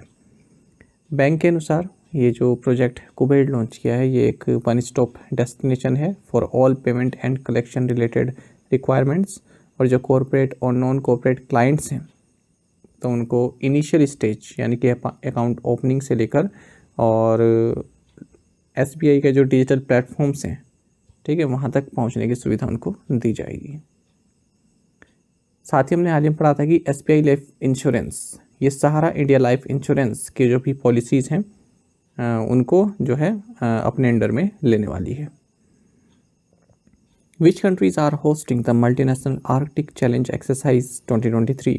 बहुराष्ट्रीय आर्कटिक चैलेंज अभ्यास 2023 की मेजबानी कौन से देश कर रहे हैं? ऑप्शंस आपके सामने है। सही आंसर ऑप्शन ए है फिनलैंड, नॉर्वे एंड स्वीडन। देखिए, फिनलैंड, नॉर्वे एंड स्वीडन ये देश मिलकर एक मल्टीनेशनल आर्कटिक चैलेंज एक्सरसाइज 2023 को होस्ट कर रहे हैं। 29 मई को शुरू हुई और 9 जून 2023 को ये समाप्त होगी। इस साल की जो आर्कटिक चैलेंज एक्सरसाइज है ये 6th एडिशन है, जिसमें फिनलैंड, नॉर्वे, स्वीडन ये तीनों ही होस्ट हैं, और जो फिनलैंड की एयरफोर्स है ये इस एक्सरसाइज की प्लानिंग एंड डायरेक्टिंग के लिए रिस्पॉन्सिबल है। आपको बताएं 2013 से ही ये हर दूसरे साल कंडक्ट की जाती है वाली एक्सरसाइज। आर्टिक चैलेंज एक्सरसाइज ये नॉरडेफ्को कोऑपरेशन का हिस्सा है। नॉरडेफ्को का मतलब Finland, Norway, Sweden and Denmark, इनके बीच में जो डिफेंस कोऑपरेशन है उसका ये हिस्सा है। तो रेगुलरली ये air combat related cross border training exercise करते रहते हैं। Who has become 2023 national spelling bee champion? 2023 national spelling bee champion कौन बना है? ऑप्शंस आपके सामने हैं। सही आंसर ऑप्शन ए है, देव शाह। देखिए 4 साल के देव शाह जो कि लार्गो फ्लोरिडा से आते हैं, ये 2023 स्क्रिप्स नेशनल स्पेलिंग बी जो टाइटल है उसको जीत लिया है। तो जो वर्ड है सेमोफाइल, इन्होंने इसको करेक्टली जो है बताई है इसके स्पेलिंग, इसलिए इन्होंने टाइटल जीता है। और 50,000 US$ का कैश प्राइज़ इनको मिला है। दूसरे नंबर पर रहे हैं शार्लोट वाल्स वर्जीनिया से, पर इन्होंने जो है डेविली इसको मिस स्पेल किया, इसकी सही स्पेलिंग नहीं बताई, इसलिए दूसरे नंबर पर रहे। Who has been appointed as a member of the Union Public Service Commission UPSC संघ लोक सेवा आयोग के सदस्य के रूप में निम्नलिखित में से किसको नियुक्त किया गया है? सही आंसर ऑप्शन सी है, विद्युत बिहारी स्वैन। देखिए farmer micro small and medium enterprises secretary विद्युत बिहारी स्वैन, ये यूपीएससी के मेंबर के तौर पर इन्हें शपथ दिलाई गई है। ये 1988 batch Indian administrative service officer Gujarat cadre हैं और इनको ये शपथ दिलाई गई है यूपीएससी चेयरमैन मनोज सोनी के द्वारा। What is India's upgraded base line forecast for physical 24 GDP growth by SBI economic research department? SBI के आर्थिक अनुसंधान विभाग के अनुसार भारत की फिजिकल 24 जीडीपी वृद्धि दर कितनी रहेगी? सही आंसर ऑप्शन ए 6.7%। देखिए स्टेट बैंक ऑफ इंडिया का जो इकोनॉमिक रिसर्च डिपार्टमेंट है, इन्होंने बताया कि फिजिकल 24 की जो जीडीपी ग्रोथ है ये 6.7% रहने वाली है। हालांकि जो पहले इन्होंने फोरकास्ट बताई थी 6.2% बताई थी। इन्होंने जो फर्स्ट क्वार्टर है उसकी ग्रोथ 7.8% बताई है, सेकंड क्वार्टर की 6.5%, थर्ड क्वार्टर की 6.3% और फोर्थ क्वार्टर की 6.2%। रिपोर्ट में भी कहा गया है कि 5 मई 2030 तक जो शेड्यूल्ड कमर्शियल बैंक की जो क्रेडिट ग्रोथ है ये स्ट्रॉन्ग रही है 15.5% पर। हालांकि जो पीक पर थी ये अक्टूबर 2022 के महीने में थी 17.8%, तो उससे तो नीचे ही आई है।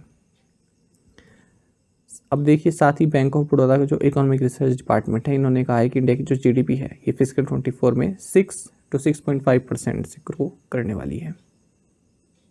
Including May's figures, India's goods and services tax revenues have been crossing the 1.4 lakh crore rupees mark for how many successive months? मई के आंकड़ों सहित भारत का माल और सेवा कर राजस्व कितने महीनों से 1.4 लाख करोड़ रुपए के आंकड़े को पार कर रहा है?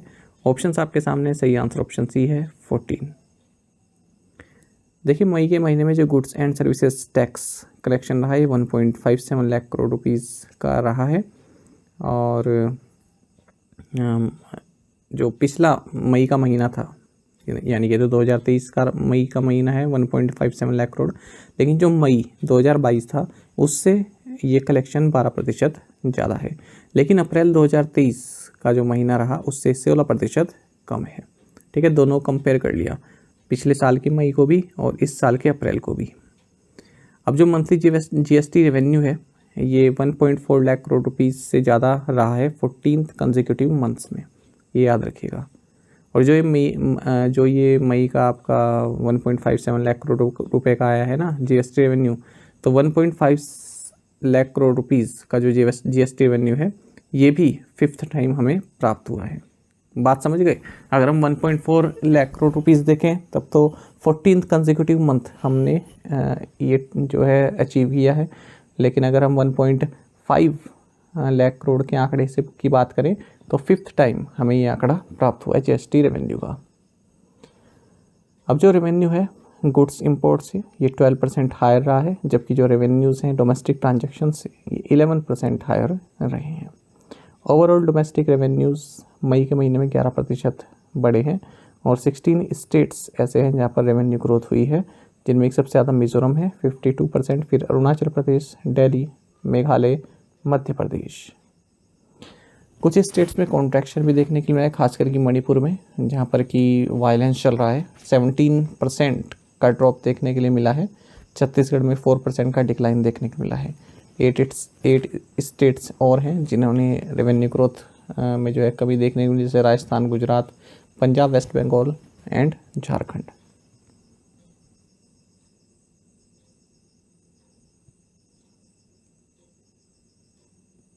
मतलब हाँ, जो ये 8 स्टेट्स हैं ना, इनमें स्लोअर रेवेन्यू ग्रोथ रही है। ग्रोथ तो ही है पर काफ़ी स्लो रही है, ड्रॉप नहीं हुआ है। ड्रॉप मणिपुर में ही दिखा है यहाँ पर। The Girijan cooperative corporation located in Visakhapatnam, Andhra Pradesh, has recently received organic certification for which of its products। Andhra Pradesh की विशाखापट्टनम में स्थित गिरिजन सहकारी निगम ने हाल ही में अपने किस उत्पाद के लिए जैविक प्रमाणन प्राप्त किया है? ऑप्शंस आपके सामने। सही आंसर ऑप्शन डी है, Araku coffee and black pepper crops. देखिए, गिरिजन कोऑपरेटिव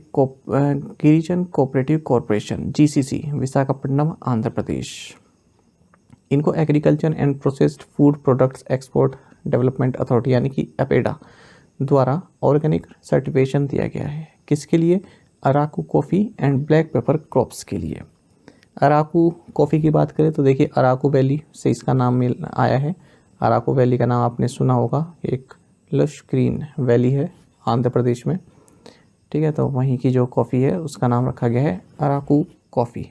तो ये आप याद रखेंगे, अराकू वैली अरेबिका, ठीक है। ये विशाखापट्टनम जो डिस्ट्रिक्ट है आंध्र प्रदेश में और उड़ीसा रीजन में ये ग्रो की जाती है। 900 से 1100 जो है मीन सी लेवल पर। और जो मेजर टाइप ऑफ कॉफ़ी है आंध्र प्रदेश और उड़ीसा में, ये अरेबिका कॉफ़ी ही है। Coffee arabica is a species of coffee originally indigenous to the forest of south western highlands of Ethiopia. तो इसका जो ओरिजिन है ये यूथोपिया से है, ये भी आप याद रखें। What is the fiscal deficit achieved by the Center for Fiscal Year 2022-23? वित्तीय वर्ष 2022-23 के लिए केंद्र सरकार का राजकोषीय घाटा कितना है? सही आंसर ऑप्शन ए है, 17.3 लाख करोड़ रुपीस। देखिए, कंट्रोलर जनरल ऑफ अकाउंट्स ने एक डेटा पोस्ट किया है, उसके हिसाब से जो सेंटर का फिजिकल डिफिसिट रहा ये 17.3 लाख करोड़ रुपीस का रहा है फिजिकल ईयर 23 के दौरान। हालांकि एस्टिमेट किया गया था कि 17.55 लाख करोड़ रुपए रहेगा, तो उससे तो थोड़ा कम ही रहा है। In terms of percentage of GDP ये 6.4% रहा है। जो करंट फिजिकल ईयर चल रहा है हमारा फिजिकल 24, इसका जो पहला मंथ रहा यानी कि अप्रैल, ठीक है, इसमें 1.4 लाख करोड़ रुपीज़ की जो है डिफिसिट देखने के लिए मिली है। फिजिकल डिफिसिट की बात करें तो एक गवर्नमेंट की इनकम और एक्सपेंडिचर का अंतर होता है। अगर हम पूरे फिजिकल की बात करें फिजिकल 23 के लिए, तो सेंटर की जो रिसीट है यानी कि सेंटर को जो प्राप्त हुई है वो जो रेवेन्यू हुआ है वो 24.56 लाख करोड़ रुपए का रहा है ना। लेकिन जो एक्सपेंडिचर रहा सेंटर का ये 41.89 लाख करोड़ रुपीज़ का रहा है। तो एक्सपेंडिचर ज़्यादा रहा है रेवेन्यू से, इसीलिए फिजिकल डिफिसिट यहाँ पर निकल कर आई है। जो टोटल रेवेन्यू एक्सपेंडिचर रहा उसमें से 9.28 लाख करोड़ रुपीज़ तो इंटरेस्ट पेमेंट में चले गए, 5.3 lakh crore rupees major subsidies देने में चले गए। जो कैपेक्स है यानी कि कैपिटल एक्सपेंडिचर फिजिकल 23 में ये 101.1% रहा है। Which medium range ballistic missile was successfully test fired from APJ Abdul Kalam island. APJ Abdul Kalam द्वीप से किस मध्यम दूरी की बैलिस्टिक मिसाइल का सफल परीक्षण किया गया? सही आंसर ऑप्शन ए है, अग्नि-1। देखिए, हाल ही में APJ अब्दुल कलाम आइलैंड उड़ीसा में अग्नि-1 जो कि मीडियम रेंज बैलिस्टिक मिसाइल है, इसका सक्सेसफुली जो है टेस्ट किया गया है बाय स्ट्रेटेजिक फोर्सेस कमांड और बिल्कुल सटीक इसको पाया गया है टेस्टिंग में। इसकी रेंज है 700 से 1200 kilometre. The reserve bank of India has imposed a monetary penalty of what amount on Indian overseas bank. भारतीय रिजर्व बैंक ने इंडियन ओवरसीज बैंक पर कितनी राशि का मौद्रिक जुर्माना लगाया? सही आंसर ऑप्शन बी है, 2.20 करोड़ रुपीज़। देखिए रिजर्व बैंक ऑफ इंडिया ने हाल ही में इंडियन ओवरसीज़ बैंक पर 2.20 करोड़ रुपीस की मॉनेटरी पेनल्टी लगाई है। किस लिए? For contravention of the provisions of sub section 1 of section 17 of the Banking Regulation Act 1949 and non-compliance with certain directions issued by RBI on prudential norms on income recognition, asset classification and provisioning pertaining to advances, ये सभी आप देख सकते हैं। साथ ही reserve bank of India ने 1 lakh rupees की monetary penalty लगाई है कोहिनूर सहकारी बैंक लिमिटेड, इचलकरंजी, महाराष्ट्र पर। What is the base year for the house price index calculation? House price index गणना के लिए आधार वर्ष क्या है? सही आंसर ऑप्शन ए है 2010-11। देखिए रिजर्व बैंक ऑफ इंडिया ने अपना क्वार्टरली हाउस प्राइस इंडेक्स को लॉन्च किया है 2022-23 फोर्थ क्वार्टर के लिए। इसका जो बेस ईयर है 2010-11 है। तो इसमें जो है जो 10 मेजर सिटीज़ हैं वहाँ पर जो ट्रांजैक्शन लेवल का जो डेटा है, ठीक है, उसके हिसाब से ये हाउस प्राइस इंडेक्स लॉन्च किया जाता है। तो 10 मेजर सिटीज़ कौन सी हैं? Ahmedabad, Bengaluru, Chennai, Delhi, Jaipur, Kanpur, Kochi, Kolkata, Lucknow and Mumbai.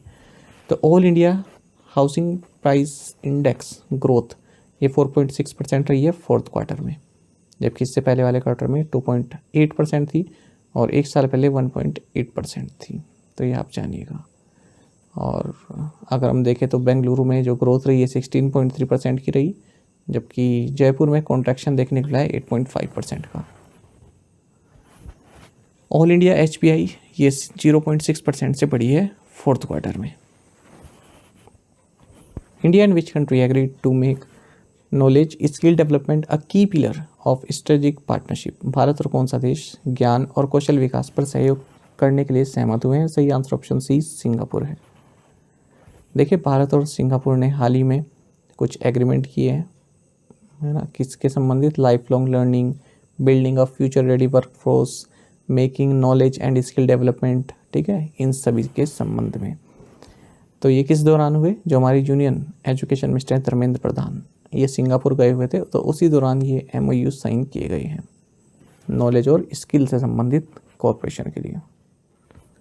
Where was the global Indian young scientist research and innovation conference held? Global Indian young scientist research and innovation सम्मेलन कहाँ आयोजित किया गया? सही answer option C new Delhi है। देखिए all India institute of Ayurveda and Vigyan Bharati, इन दोनों ने मिलकर GIYSRI कॉन्फ्रेंस यानी कि global Indian young scientist research and innovation, इसको आयोजित किया है national agriculture science complex new Delhi में। इसको इनोग्रेट किया गया है secretary ministry of AYUSH Rajesh Kotecha द्वारा, वे चीफ गेस्ट भी रहे इस इवेंट के। इसको को होस्ट किया गया है all India institute of Ayurveda and Vigyan Bharti and को sponsored by Indian council of agriculture research. Which country hosted the Indo Pacific economic framework ministerial meeting 2023? किस देश ने इंडो पैसिफिक इकोनॉमिक फ्रेमवर्क मंत्री स्तरीय बैठक 2023 की मेजबानी की? सही आंसर ऑप्शन ए है द यूनाइटेड स्टेट्स।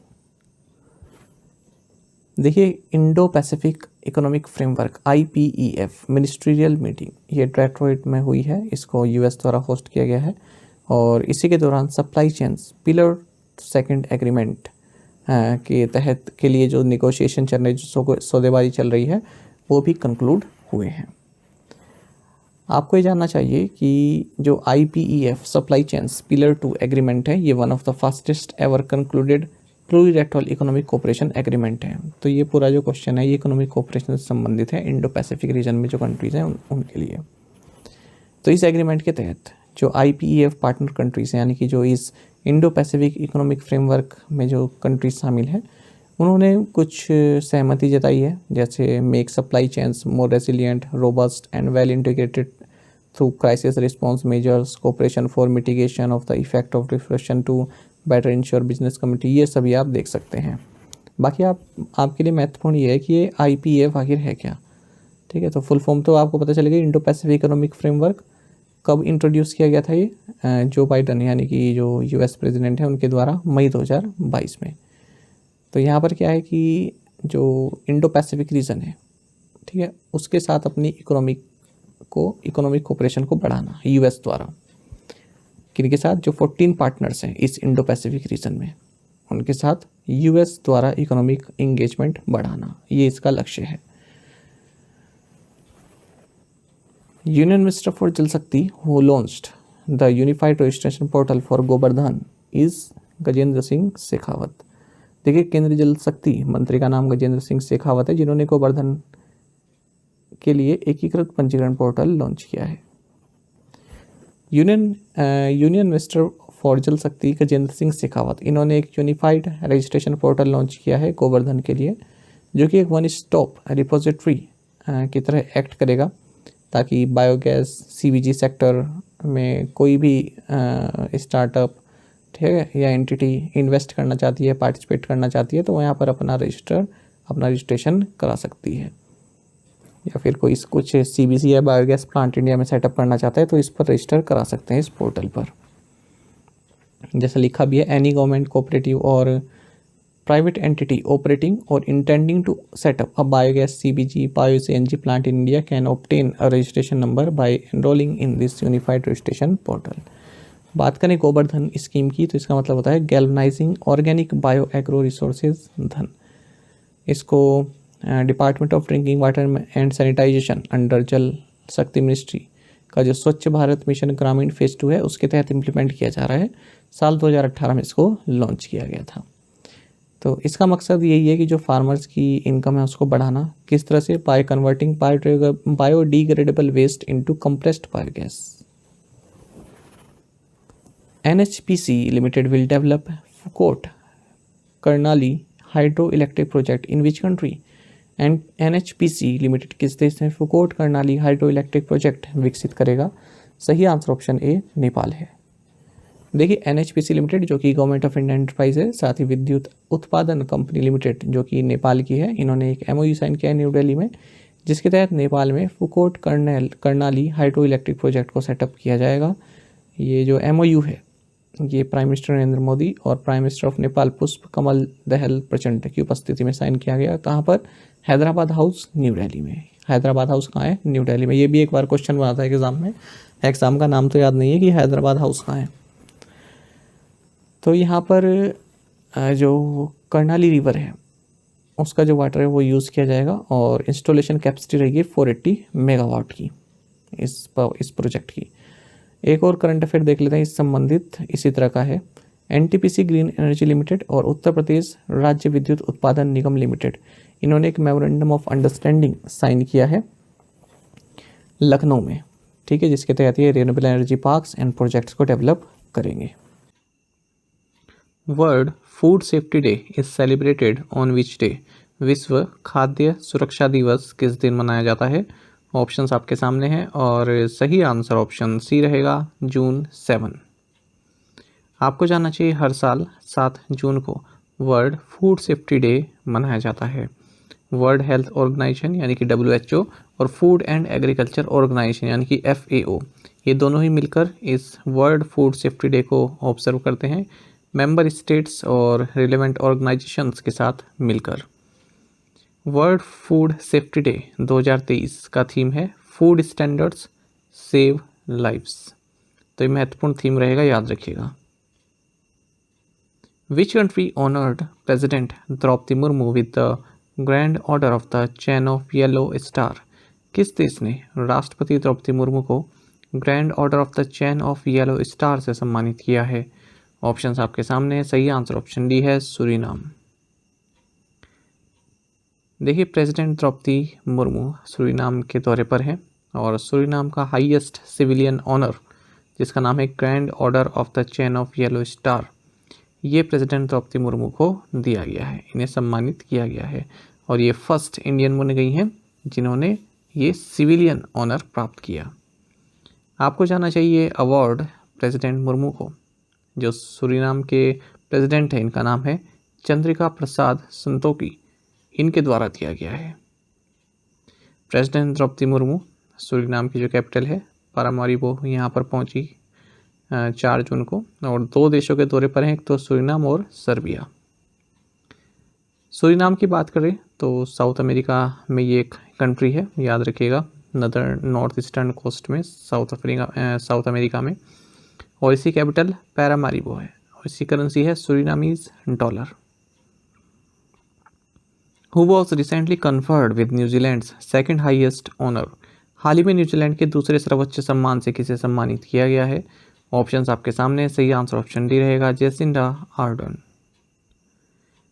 देखिए, जेसिंडा आर्डर्न न्यूजीलैंड की फॉर्मर प्राइम मिनिस्टर हैं और अभी इन्हें न्यूजीलैंड का सेकंड हाईएस्ट ऑनर दिया गया है, क्योंकि कोरोना वायरस पेंडेमिक में इन्होंने काफ़ी कमेंडेबल वर्क किया। यहाँ पर मास शूटिंग हुई है ना, उसमें भी लोगों ने इनके काम को सराहा, जो इन्होंने संवेदना प्रकट की अपनी। तो इन्हें मिला है डैम ग्रैंड कंपेनियनशिप, ये एक ऑनर है, न्यूजीलैंड का सेकंड हाईएस्ट ऑनर है, ये इनको दिया गया है as part of the king Charles birthday honours. तो किंग चार्ल्स बर्थडे के सम्मान के रूप में ये इन्हें दिया गया है। देखिए, साल में 2 बार इस तरह का ऑर्डर दिया जाता है, जो मतलब जिन्होंने काफ़ी अच्छा कार्य किया हो देश में, और उसका उस जो ऑनर दिया जाता है उसमें चार्ल्स द्वारा भी लिखा रहता है एक मैसेज कंक्लूजन के तौर पर। Who won the Spanish grand prix 2023। Spanish grand prix 2023 किसने जीता। सही आंसर ऑप्शन सी है, मैक्स वर्स्टेपन। देखिए, Dutch Belgian racing driver of Red Bull Max Verstappen इन्होंने स्पेनिश ग्रां प्री 2023 जीत लिया है। हाल ही हमने भी पढ़ा था कि मोनाको ग्रां प्री 2023 भी इन्होंने ही जीता है। Sulochana लतकर passed away at 94. She was known for her contributions to which field? Sulochana लतकर का 94 वर्ष की आयु में निधन हो गया। वह किस क्षेत्र में अपने योगदान के लिए जानी जाती थी। ऑप्शंस आपके सामने है। सही आंसर ऑप्शन सी है, सिनेमा। आपको जानना चाहिए जानी मानी मराठी और हिंदी सिनेमा में कार्य करने वाली एक्ट्रेस सुलोचना लतकर, इनका हाल ही में निधन हो गया है। इन्होंने लगभग 50 Marathi films and 250 Hindi films में कार्य किया। तो 4 जून को इनका निधन हुआ और पद्मश्री से भी इनको सम्मानित किया गया था 1999 में। Film fair life time achievement award इनको दिया गया साल 2004 में, और साल 2009 में महाराष्ट्र भूषण अवार्ड भी इनको दिया गया महाराष्ट्र गवर्नमेंट के द्वारा। और भी ऑबिचुरीज हैं, उनको भी साथ में कवर कर लेते हैं, जैसे कि यूएस स्प्रिंटर यानी कि धावक जिम हाइंस, इनका भी हाल ही में निधन हो गया 76 की एज में। ये फर्स्ट मैन रहे जिन्होंने 100 मीटर की रेस को 10 सेकंड के अंदर अंदर पूरा किया। ये बात है 1968 की यूएस चैंपियनशिप में इन्होंने 9.9 सेकंड्स में 100 मीटर की रेस पूरी की। नितिन गोपी, जो कि जाने माने Kannada film and television actor रहे, इनका हाल ही में निधन हो गया 39 की एज में। अमीर रज़ा हुसैन, ये भी काफ़ी जाने माने एक्टर एंड डायरेक्टर रहे, इनका भी हाल ही में निधन हो गया 66 की एज में। साल 2001 में गवर्नमेंट ऑफ इंडिया द्वारा इन्हें पद्मश्री से सम्मानित किया गया था।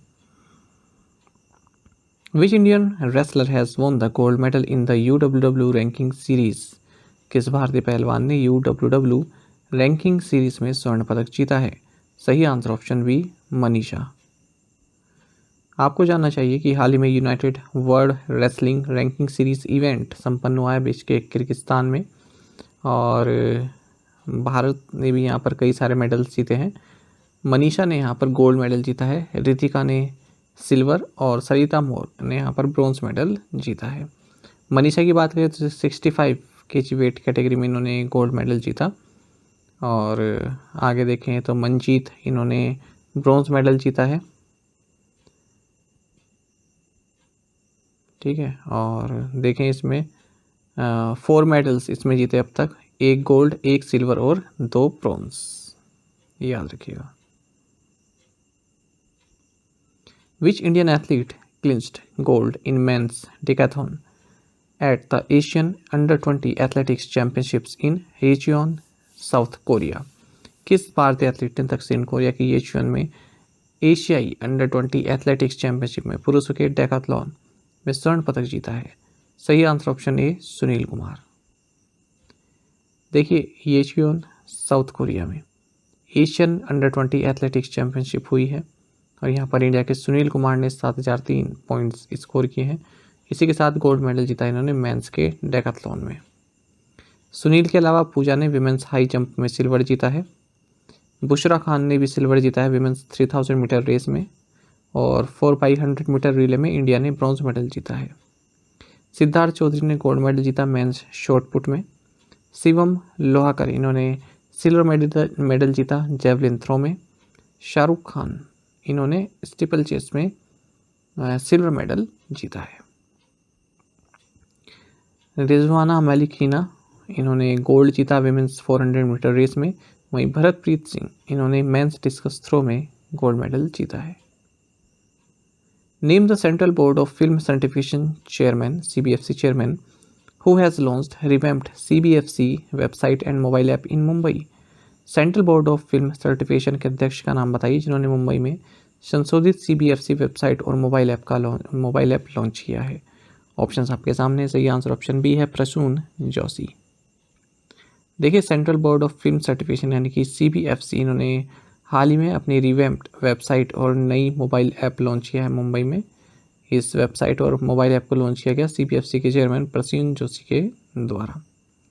ठीक है, तो अब जो ऐप है, जो वेबसाइट है, उसको यूज़र फ्रेंडली बना दिया गया है और जो भी CBFC ऑफिशियल्स हैं या फिर और एजेंट्स हैं तो वो आसानी से जो है नेविगेट कर सकते हैं इसमें। India's first international cruise ship MV Empress has been flagged off for which country. Bharat का पहला अंतर्राष्ट्रीय क्रूज जहाज MV एम्प्रेस किस देश के लिए रवाना किया गया। सही आंसर ऑप्शन सी, श्रीलंका है। आपको जानना चाहिए union minister of ports, shipping and waterways and AYUSH Sarbananda Sonowal, इन्होंने maiden international cruise vessel MV Empress, जो कि इंडिया का फर्स्ट इंटरनेशनल क्रूज वेसल है, इसको हरी झंडी दिखाई है चेन्नई से श्रीलंका के लिए। इसी के साथ अब चेन्नई में इंटरनेशनल क्रूज टूरिज्म टर्मिनल का भी जो है शुरुआत हो गई है। इसे 17.21 करोड़ रुपए की लागत से बनाया गया है। तो ये जो क्रूज सर्विस है ये 3 श्रीलंकन पोर्ट को विजिट करेगी, तो हम्बनटोटा, एक त्रिनकोमल्ली और एक Kankesanthurai. Who won gold medal in ISSF junior world cup 10 metre air rifle event. ISSF junior विश्व कप तो 10 मीटर एयर राइफल स्पर्धा में किसने स्वर्ण पदक जीता है। सही आंसर ऑप्शन सी है, धनुष श्रीकांत। देखिए, बहुत चर्चा में धनुष श्रीकांत, महत्वपूर्ण क्वेश्चन है ये। तो धनुष श्रीकांत ने गोल्ड मेडल जीता है men's 10 metre air rifle event में। कहाँ पर? ISSF जूनियर वर्ल्ड कप, जो कि स्वेल जर्मनी में हुआ है। इन्होंने स्वीडन के पॉन्टुस कैलिन को हराया है। तो इस तरह से इंडिया का 4th गोल्ड मेडल इन्होंने जीता है अब तक इसमें। और इंडिया ने ब्रॉन्ज मेडल जीता स्कीट मिक्स्ड टीम चैंपियनशिप में, जहाँ पर हरमेहर लाली और संजना सूद ने जो है अपने ओपोनेंट को हराया है। इसी अचीवमेंट के साथ भारत ने मेडल टेबल में टॉप किया है। 4 गोल्ड जीते हैं, 3 सिल्वर और 2 ब्रॉन्ज मेडल जीते हैं। संयम, इन्होंने भी गोल्ड मेडल जीता मेंस की 10 मीटर एयर पिस्टल इवेंट में। और अमनप्रीत सिंह, इन्होंने गोल्ड जीता है मेंस की 25 मीटर पिस्टल इवेंट में। गौतमी बनोत और अभिनव शाह, इन्होंने भी गोल्ड मेडल जीता है 10 metre air rifle mixed team में। तो इस तरह से 4 गोल्ड हमने प्राप्त किए इसमें और टॉप किया है मेडल टैली को। 2023 FIBA 3x3 world cup held in which city. 2023 FIBA 3x3 विश्व कप किस शहर में आयोजित किया गया। सही answer option C, Vienna, Austria. देखिए, 2023 फीबा 3x3 वर्ल्ड कप ये इंटरनेशनल बास्केटबॉल इवेंट है, मेंस और वुमेन्स कैटेगरीज में खेला जाता है। 30 मई से 4 जून के बीच वियना, ऑस्ट्रिया में हुआ है। तो मेंस का टाइटल सर्बिया ने जीता और वुमेन्स टाइटल यूनाइटेड स्टेट्स ने जीता है। Who has been appointed as chairperson of the Hindu group publishing private limited. The Hindu group publishing private limited के अध्यक्ष के रूप में किसे नियुक्त किया गया। सही आंसर ऑप्शन डी है, निर्मला लक्ष्मण। देखिए, मिस निर्मला लक्ष्मण, इनको board of directors of the Hindu group publishing private limited का चेयरपर्सन नियुक्त किया गया है 3 साल के लिए। और ये मिस मालिनी पार्थसारथी इनको सक्सीड कर रही हैं। Which country conducted Asia's first demonstration of performance based navigation for helicopters using Gagan satellite technology. किस देश ने एशिया में पहली बार गगन उपग्रह प्रौद्योगिकी का यूज करते हुए हेलीकॉप्टरों के लिए परिचालन आधारित नेविगेशन का प्रदर्शन किया है। सही आंसर ऑप्शन ए, इंडिया है। हिंदी इसकी थोड़ी ऐसी ही है, अटपटी सी, मैंने PIB में भी देखा, तो इसी तरह की हिंदी है, समझ जाइएगा, थोड़ा इंग्लिश पढ़ के समझ जाइएगा। देखिए, भारत ने गगन सैटेलाइट टेक्नोलॉजी को यूज़ करके जुहू से पुणे के बीच एक हेलीकॉप्टर की जो है फ्लाइट पूरी की है। ठीक है, तो इसमें क्या किया गया है, परफॉर्मेंस बेस्ड नेविगेशन यूज़ किया गया है हेलीकॉप्टर्स के लिए, यानी कि जो गगन सैटेलाइट टेक्नोलॉजी है उसको यूज़ किया गया है। जो नेविगेशन होता है हेलीकॉप्टर का, उसमें गगन सैटेलाइट टेक्नोलॉजी को यूज़ किया गया है। कहाँ से कहाँ तक चली, जुहू से पुणे के बीच में चली है। तो गगन सैटेलाइट टेक्नोलॉजी ने इसकी एक्यूरेसी को बढ़ाई है और high quality air traffic management provide कराया है। गगन का मतलब होता है GPS aided geo augmented navigation. ये एक स्पेस बेस्ड ऑगमेंटेशन सिस्टम है जो कि best possible navigational services provide कराता है इंडियन फ्लाइट इंफॉर्मेशन रीजन में। इसको तैयार किया गया है Indian space research organisation ISRO और एयरपोर्ट्स अथॉरिटी ऑफ इंडिया के द्वारा। आपको बता दें, वर्ल्ड में केवल 4 स्पेस बेस्ड ऑगमेंटेशन सिस्टम्स हैं। एक तो है इंडिया का गगन, एक है यूएस का वास, यूरोप का है एग्नोस और जापान का है एमसॉस। Which institute has topped the national institute ranking framework overall rankings 2023। किस संस्थान ने नेशनल इंस्टीट्यूट रैंकिंग फ्रेमवर्क समग्र रैंकिंग 2023 में शीर्ष स्थान प्राप्त किया है? ऑप्शंस आपके सामने है। सही आंसर ऑप्शन सी है, आईआईटी मद्रास। एक और महत्वपूर्ण क्वेश्चन, यहाँ से क्वेश्चन आपके आने वाले एग्जाम में डेफिनेटली बनने के पूरे चांसेस हैं। देखिए, हाल ही में जो minister of state for education है राजकुमार रंजन सिंह, इन्होंने national institute ranking framework 2023 launch किया है, रिलीज़ किया है और लगातार 5वीं बार Indian institute of technology Madras यानी कि आईआईटी मद्रास ये टॉप पर रहा है, ओवरऑल टॉप पर रहा है। साथ ही आईआईटी मद्रास ने इंजीनियरिंग कॉलेजेस की अगर हम बात करें, इंजीनियरिंग इंस्टीट्यूट की बात करें, उसमें भी टॉप पोजीशन पर रहा है लगातार 8वीं बार। Indian institute of science Bengaluru यानी कि आईएससी बेंगलुरु ये यूनिवर्सिटीज़ कैटेगरी में टॉप पर रही लगातार 8वें साल 2016 से 2023 तक, और रिसर्च इंस्टीट्यूशंस कैटेगरी में भी ये पहले नंबर पर रही है लगातार तीसरे साल 2021 से 2023 तक। अच्छा, आईआईएससी जो कि क्यूएस वर्ल्ड यूनिवर्सिटी रैंकिंग्स में टॉप रिसर्च यूनिवर्सिटी बताई गई ग्लोबली, इवन हार्वर्ड से भी आगे, तो ये सेकंड पोजीशन पर रही है ओवरऑल कैटेगरी में। ठीक है, 5th कॉन्जिक्यूटिव ईयर में लगातार 5वें साल। तो ओवरऑल कैटेगरी में पहले नंबर पर आईआईटी मद्रास है, दूसरे पर क्या है, आईएससी बेंगलोर। अब बात करें अगर हम 100 इंस्टीट्यूशंस की, टॉप 100 इंस्टीट्यूशन की ओवरऑल कैटेगरी में, तो इसमें 36 जो है ना ये इंस्टीट्यूट ऑफ नेशनल इंपॉर्टेंस हैं, जैसे कि आईआईटीज़, एनआईटीज़, इनका दबदबा ज़्यादा रहा है टॉप 100 में। 26 इसमें स्टेट यूनिवर्सिटीज़ हैं और 7 इसमें सेंट्रल यूनिवर्सिटीज़ हैं। तो इस तरह से ब्रेकडाउन है 100 इंस्टीट्यूट्स का। अब देखिए, फर्स्ट और सेकंड तो बता दिया आईआईटी मद्रास और दूसरा आईआईसी बेंगलोर। अब तीसरे से 10वें तक के नंबर देख लेते हैं ओवरऑल कैटेगरी में। तो आईआईटी दिल्ली तीसरे पर है, IIT Bombay, IIT Kanpur, AIIMS Delhi, IIT Kharagpur, IIT Roorkee, IIT Guwahati and JNU 10वें नंबर पर है।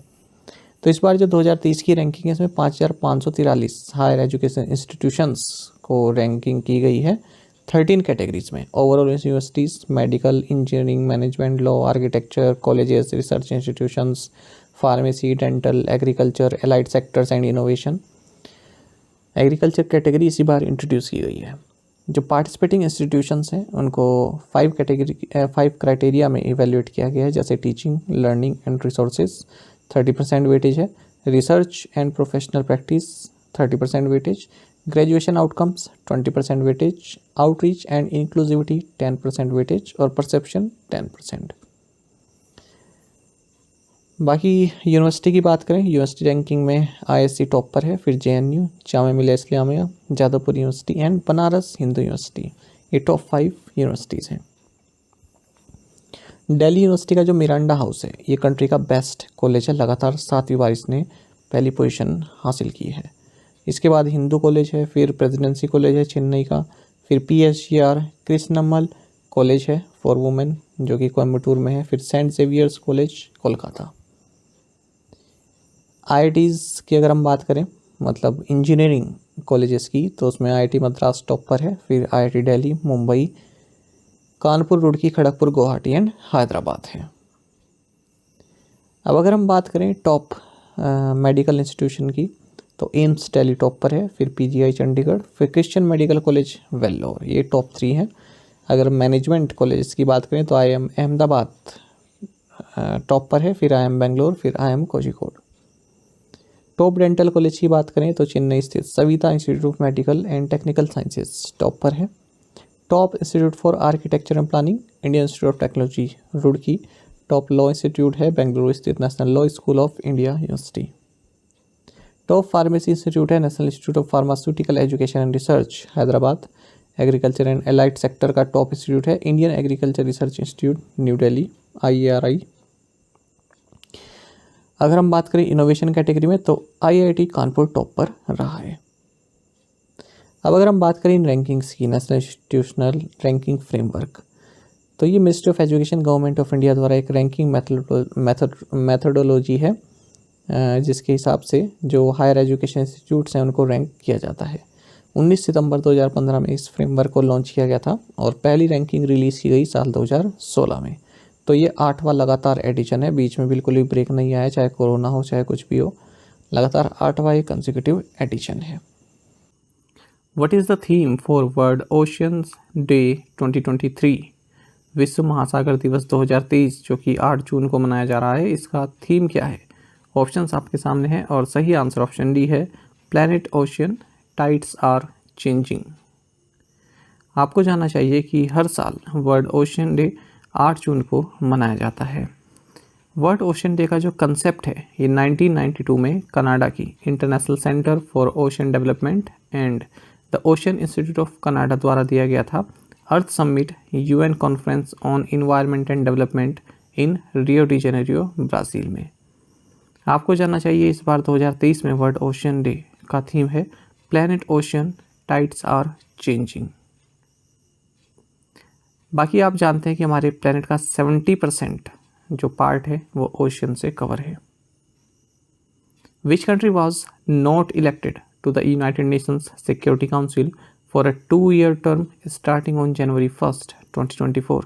1 जनवरी 2024 से शुरू होने वाले 2 साल के कार्यकाल के लिए कौन सा देश संयुक्त राष्ट्र सुरक्षा परिषद के लिए नहीं चुना गया है? ऑप्शंस आपके सामने है, सही आंसर ऑप्शन बी है, बेलारूस।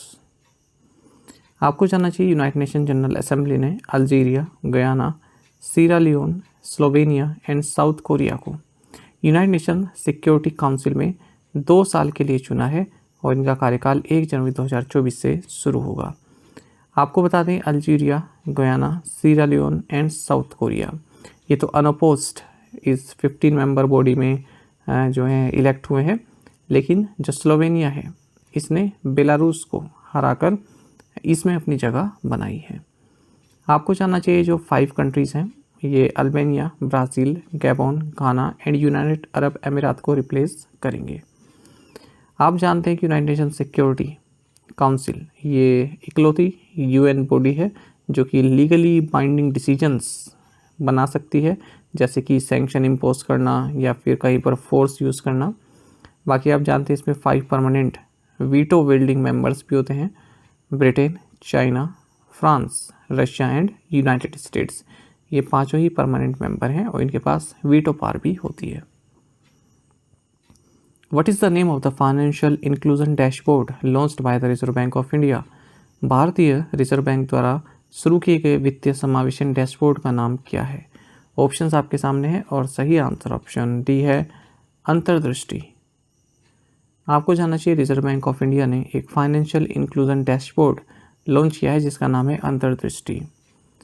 अब जो ये अंतर्दृष्टि है ये हमारे देश में जो फाइनेंशियल इंक्लूजन की प्रोग्रेस है उसको मॉनिटर करेगा, उसको एक्सेस करेगा, अलग अलग पैरामीटर्स को कैप्चर करके।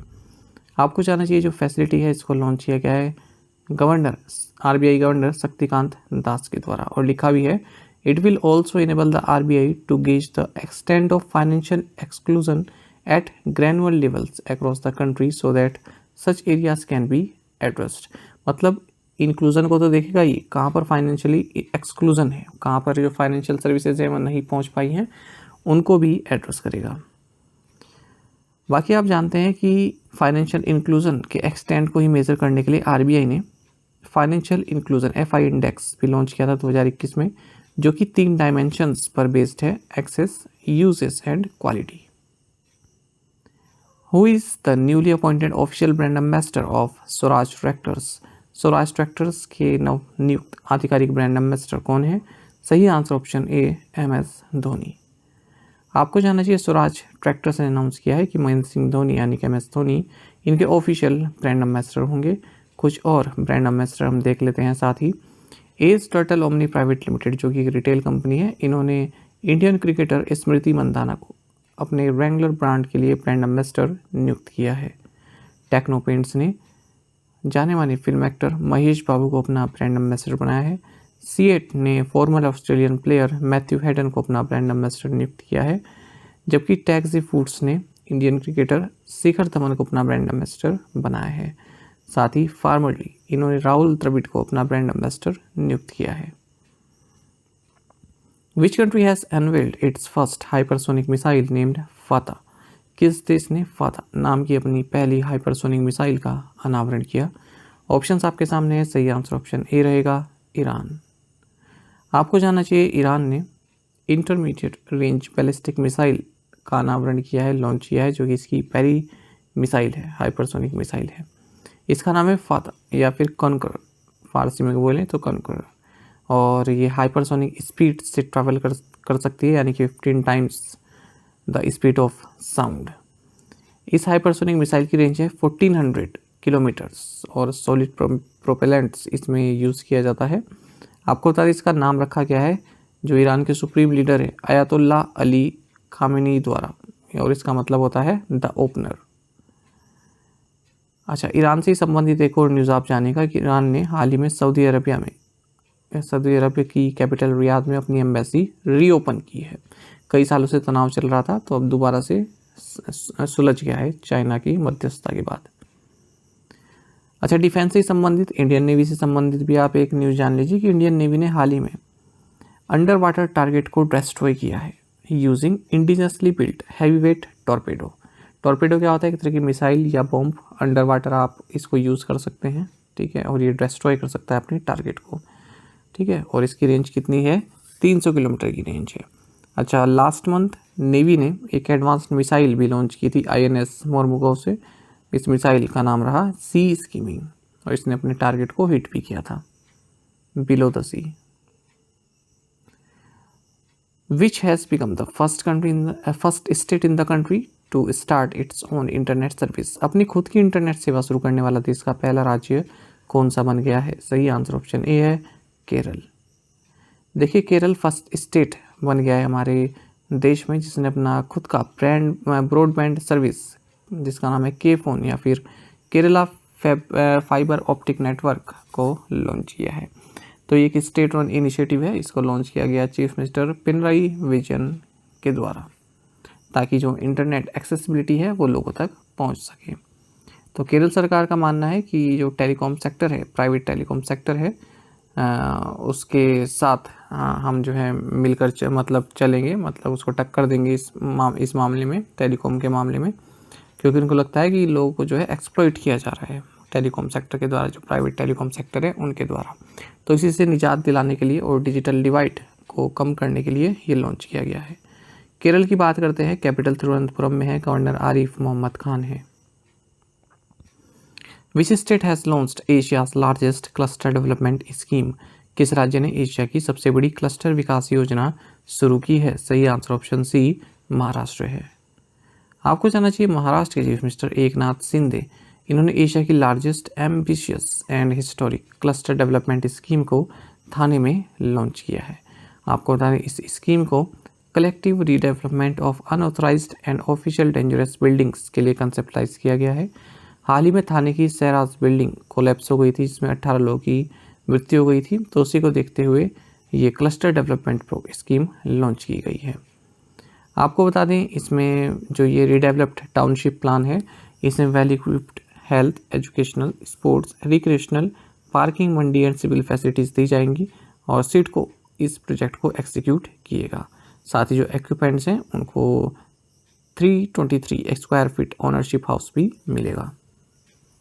महाराष्ट्र की बात करते हैं, गवर्नर रमेश बाइस हैं और कैपिटल मुंबई है। 20th Shala Praveshotsav will be held in which state? 20वां शाला प्रवेशोत्सव किस राज्य में आयोजित किया जाएगा? सही आंसर ऑप्शन बी, गुजरात है। आपको जानना चाहिए जो 20वां शाला प्रवेशोत्सव है ये गुजरात में 12 से 14 जून के बीच चलने वाला है और इसका फोकस रहेगा जो बॉर्डर विलेजेस हैं, गुजरात के साथ जो बॉर्डर है वहाँ पर बॉर्डर पर रहने वाले जो बॉर्डर पर जो विलेजेस हैं, है ना, वहाँ पर जो स्कूल्स हैं उनमें बच्चों का एनरोलमेंट हो सके। इसके लिए educational and infrastructure facilities provide कराई जाएंगी। आपको जानना चाहिए जो ये शाला प्रवेशोत्सव है ये एक स्कूल एनरोलमेंट प्रोग्राम है। जैसा मैंने आपको बताया, गुजरात का जो एजुकेशन डिपार्टमेंट है उसके द्वारा पिछले 2 दशक से काफ़ी पुराना प्रोग्राम है, इसको लॉन्च किया जा रहा है। ठीक है, इस बार जो ये 3 डे शाला प्रवेशोत्सव होगा ये उन सभी स्कूल्स में होगा जो कच्छ, भावनगर और नर्मदा के जो है बॉर्डर विलेजेस हैं। गुजरात की बात करें, कैपिटल गांधीनगर है, चीफ मिनिस्टर भूपेंद्र भाई पटेल हैं, गवर्नर आचार्य देवव्रत हैं। Foundation stone of ONGC national disaster mitigation centre was laid in which city? ONGC राष्ट्रीय आपदा न्यूनीकरण केंद्र की आधारशिला किस शहर में रखी गई? सही आंसर ऑप्शन ए जम्मू है। आपको जानना चाहिए जम्मू एंड कश्मीर में union minister for petroleum and natural gas and minister of housing and urban affairs Hardeep Singh Puri और लेफ्टिनेंट गवर्नर मनोज सिन्हा, इन्होंने जम्मू में ONGC national disaster mitigation centre and यात्री निवास की आधारशिला रखी है। जो यात्री निवास है ये कम से कम 30,000 अमरनाथ जो यात्री हैं उनको जो है रहने की सुविधा प्रोवाइड कराएगा, खास करके जो वीकर सेक्शन से हैं। What is the total outlay of the approved third revival package for BSNL? BSNL के लिए स्वीकृत तीसरे पुनरुद्धार पैकेज का कुल परिव्यय कितना है? सही आंसर ऑप्शन सी है 89,047 करोड़ रुपीस। ऑप्शन ए है इसमें ना, ये सी गलती से लिखा गया है, ए इसका राइट आंसर है। ये तो सही लिखा है, आंसर तो सही लिखा है 89,047 करोड़ रुपीस, बस ये सी गलत लिखा गया है, ए है ये सही ना। देखिए, कैबिनेट ने हाल ही में BSNL के लिए थर्ड रिवाइवल पैकेज को अप्रूव किया है और इसकी वैल्यू है 89,047 crore rupees.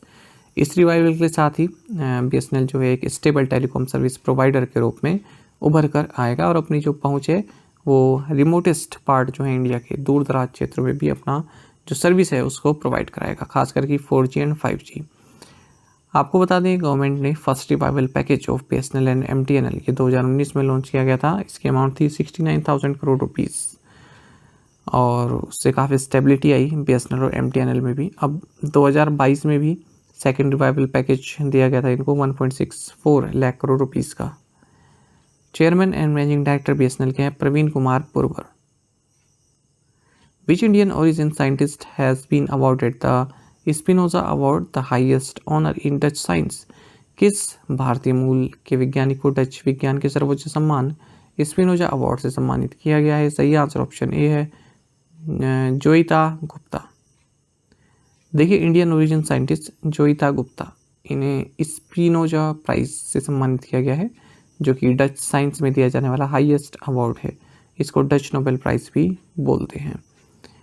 She was awarded for her outstanding pioneering and inspiring scientific work in which she focuses on a just and sustainable world और 1.5 मिलियन यूरोस की अमाउंट इनको दी गई है ताकि ये अपने साइंटिफिक रिसर्च एंड एक्टिविटीज़ पर उन्हें स्पेंड कर सकें। Geetanjali Iyer passed away at 71. She was known for her contributions to which field? Geetanjali Iyer का 71 वर्ष की आयु में निधन हो गया। वह किस क्षेत्र में अपने योगदान के लिए जानी जाती थी? सही आंसर ऑप्शन डी जर्नलिज्म। आपको जानना चाहिए जाने मानी न्यूज़ प्रेजेंटर गीतांजलि अय्यर, इनका 71 वर्ष की उम्र में निधन हो गया है और लगभग 3 डिकेड से नेशनल ब्रॉडकास्टर के साथ कार्य कर रही थी and she was one of the first English news presenter in the country. हमारे देश में जो चुनिंदा फर्स्ट न्यूज़ प्रेजेंटर रहे उनमें से एक भी थी। दूरदर्शन को इन्होंने 1971 में ज्वाइन किया था और 4 बार बेस्ट एंकर का अवार्ड इन्हें मिल चुका है। इन्हें Indira Gandhi Priyadarshini award for outstanding women भी मिला 1989 में। एक और ऑबिचुरी देख लेते हैं। Veteran journalist and political analyst विद्युत ठाकेर, इनका भी निधन हो गया है 93 की एज में। Which bank has launched Millennia credit card? So किस बैंक ने मिलेनिया क्रेडिट कार्ड लॉन्च किया है? सही आंसर ऑप्शन डी है HDFC बैंक। आपको जानना चाहिए HDFC बैंक ने एक नया क्रेडिट कार्ड लॉन्च किया है जिसका नाम है मिलेनिया। तो इसमें कैशबैक काफ़ी ऑफर किया जाता है और इसमें जो है ये कॉम्प्लेक्स टेक्नोलॉजी इसमें यूज़ की गई है, जिससे कि कस्टमर टैप एंड पे को यूज़ कर सकता है वाया POS मशीन। कई सारी इसमें कंडीशन है, जैसे ये दोनों ही सेल्फ एम्प्लॉयड और सैलरीड पर्सनस के लिए एप्लीकेबल है। Minimum age 21, maximum 40। जो लोग मैक्सिमम 15,000 ग्रोस सैलरी कमा रहे हैं वो इस कार्ड के लिए अप्लाई कर सकते हैं। सेल्फ एम्प्लॉयड पीपल जिनकी एनुअल इनकम 6 लाख से ज़्यादा की है वो एलिजिबल है। HDFC बैंक की बात करते हैं, हेडक्वार्टर्स मुंबई में है, CEO शशिधर जगदीशन है, टैगलाइन है stand your word. Which bank has introduced Kiwi credit card on UPI app? किस बैंक ने UPI ऐप पर कीवी क्रेडिट कार्ड पेश किया? सही answer option B Axis bank. देखिए, एक्सिस बैंक ने कीवी जो कि क्रेडिट कार्ड प्लेटफॉर्म है इसके साथ पार्टनरशिप की है और credit on UPI app launch किया है। ठीक है, तो ये जो है वन स्टॉप सोल्यूशन है रुपए क्रेडिट कार्ड यूज़र्स के लिए। तो कीवी ऐप के साथ ही आप जो लोग पेमेंट करना चाहते हैं वो अपने क्रेडिट कार्ड से भी पेमेंट कर सकते हैं वाया फ़ोन्स। ठीक है, फ़ोन के जरिए क्रेडिट कार्ड से वो अपना पेमेंट कर सकते हैं। बात करें अगर हम एक्सिस बैंक की, तो CEO अमिताभ चौधरी हैं, हेडक्वार्टर्स मुंबई में है, टैगलाइन है बढ़ती का नाम जिंदगी। साथ ही जान लीजिए, कर्नाटका विकास ग्रामीण बैंक ने नेशनल अवार्ड जीता है for significant enrolment under Atal pension योजना। किससे मिला है award? Pension fund regulatory and development authority PFRDA द्वारा, न्यू दिल्ली में। Which edition of the 5th state food safety index was launched by the union health minister doctor Mansukh Mandaviya in new Delhi? केंद्रीय स्वास्थ्य मंत्री doctor Mansukh Mandaviya ने नई दिल्ली में 5वें राज्य माफ़ कीजिएगा, क्वेश्चन थोड़ा 5th लिखा गया। क्वेश्चन फिर से मेरे साथ देखिएगा। Which edition of the state food safety index was launched by the union health minister doctor Mansukh Mandaviya in new Delhi? केंद्रीय स्वास्थ्य मंत्री डॉक्टर मनसुख मांडविया ने नई दिल्ली में कौन से या किस संस्करण को लॉन्च किया है? राज्य खाद्य सुरक्षा सूचकांक के। ठीक है, तो सही आंसर ऑप्शन ए है 5th। तो केंद्रीय स्वास्थ्य मंत्री डॉक्टर मनसुख मांडविया ने नई दिल्ली में राज्य खाद्य सुरक्षा सूचकांक के 5वें संस्करण को लॉन्च किया है। ठीक है, तो यही लाइन लिखी है, state food safety index launch किया न्यू दिल्ली में 5th एडिशन। ये इंडेक्स जो है एक एनुअल असेसमेंट है जिसे रिलीज़ किया जाता है food safety and standards authority of India यानी कि FSSAI के द्वारा। इसमें 6 फूड सेफ्टी पैरामीटर्स के तौर पर स्टेट्स की परफॉर्मेंस देखी जाती है। 2018-19 में इसको लॉन्च किया गया था और स्टेट्स के बीच में एक हेल्थी कंपटीशन रहे फूड सेफ्टी को लेकर। इसी के लिए उसी चीज़ को प्रेरित करने के लिए इंडेक्स लॉन्च किया गया। तो इसमें अगर हम देखें विनिंग स्टेट्स कौन से हैं, तो केरल, पंजाब एंड तमिलनाडु ये लार्ज स्टेट कैटेगरी में विनर रहे। गोवा, मणिपुर, सिक्किम ये स्मॉल स्टेट्स कैटेगरी में विनर रहे और जम्मू एंड कश्मीर, चंडीगढ़ एंड दिल्ली ये यूनियन टेरिटरी कैटेगरी में विनर रहे हैं। साथ ही करंट अफेयर्स फंडा को आप टेलीग्राम पर भी ज्वाइन कर सकते हैं। यहाँ पर रेगुलर वीडियो अपडेट्स और करंट पेजेस हम आप सभी के लिए डालते रहते हैं। साथ ही डिस्कशन ग्रुप में आप किसी भी क्वेश्चन का सोल्यूशन पा सकते हैं। दोस्तों, यहाँ पर हमारे करंट अफेयर्स की प्लेलिस्ट दी गई है, इसको आप जरूर देखें। अपने दोस्तों के साथ, फैलोअर्स के साथ हमारे करंट अफेयर्स को शेयर जरूर करें। आज का ये सेशन आपको कैसा लगा कमेंट बॉक्स में अवश्य बताइएगा। Thank you guys.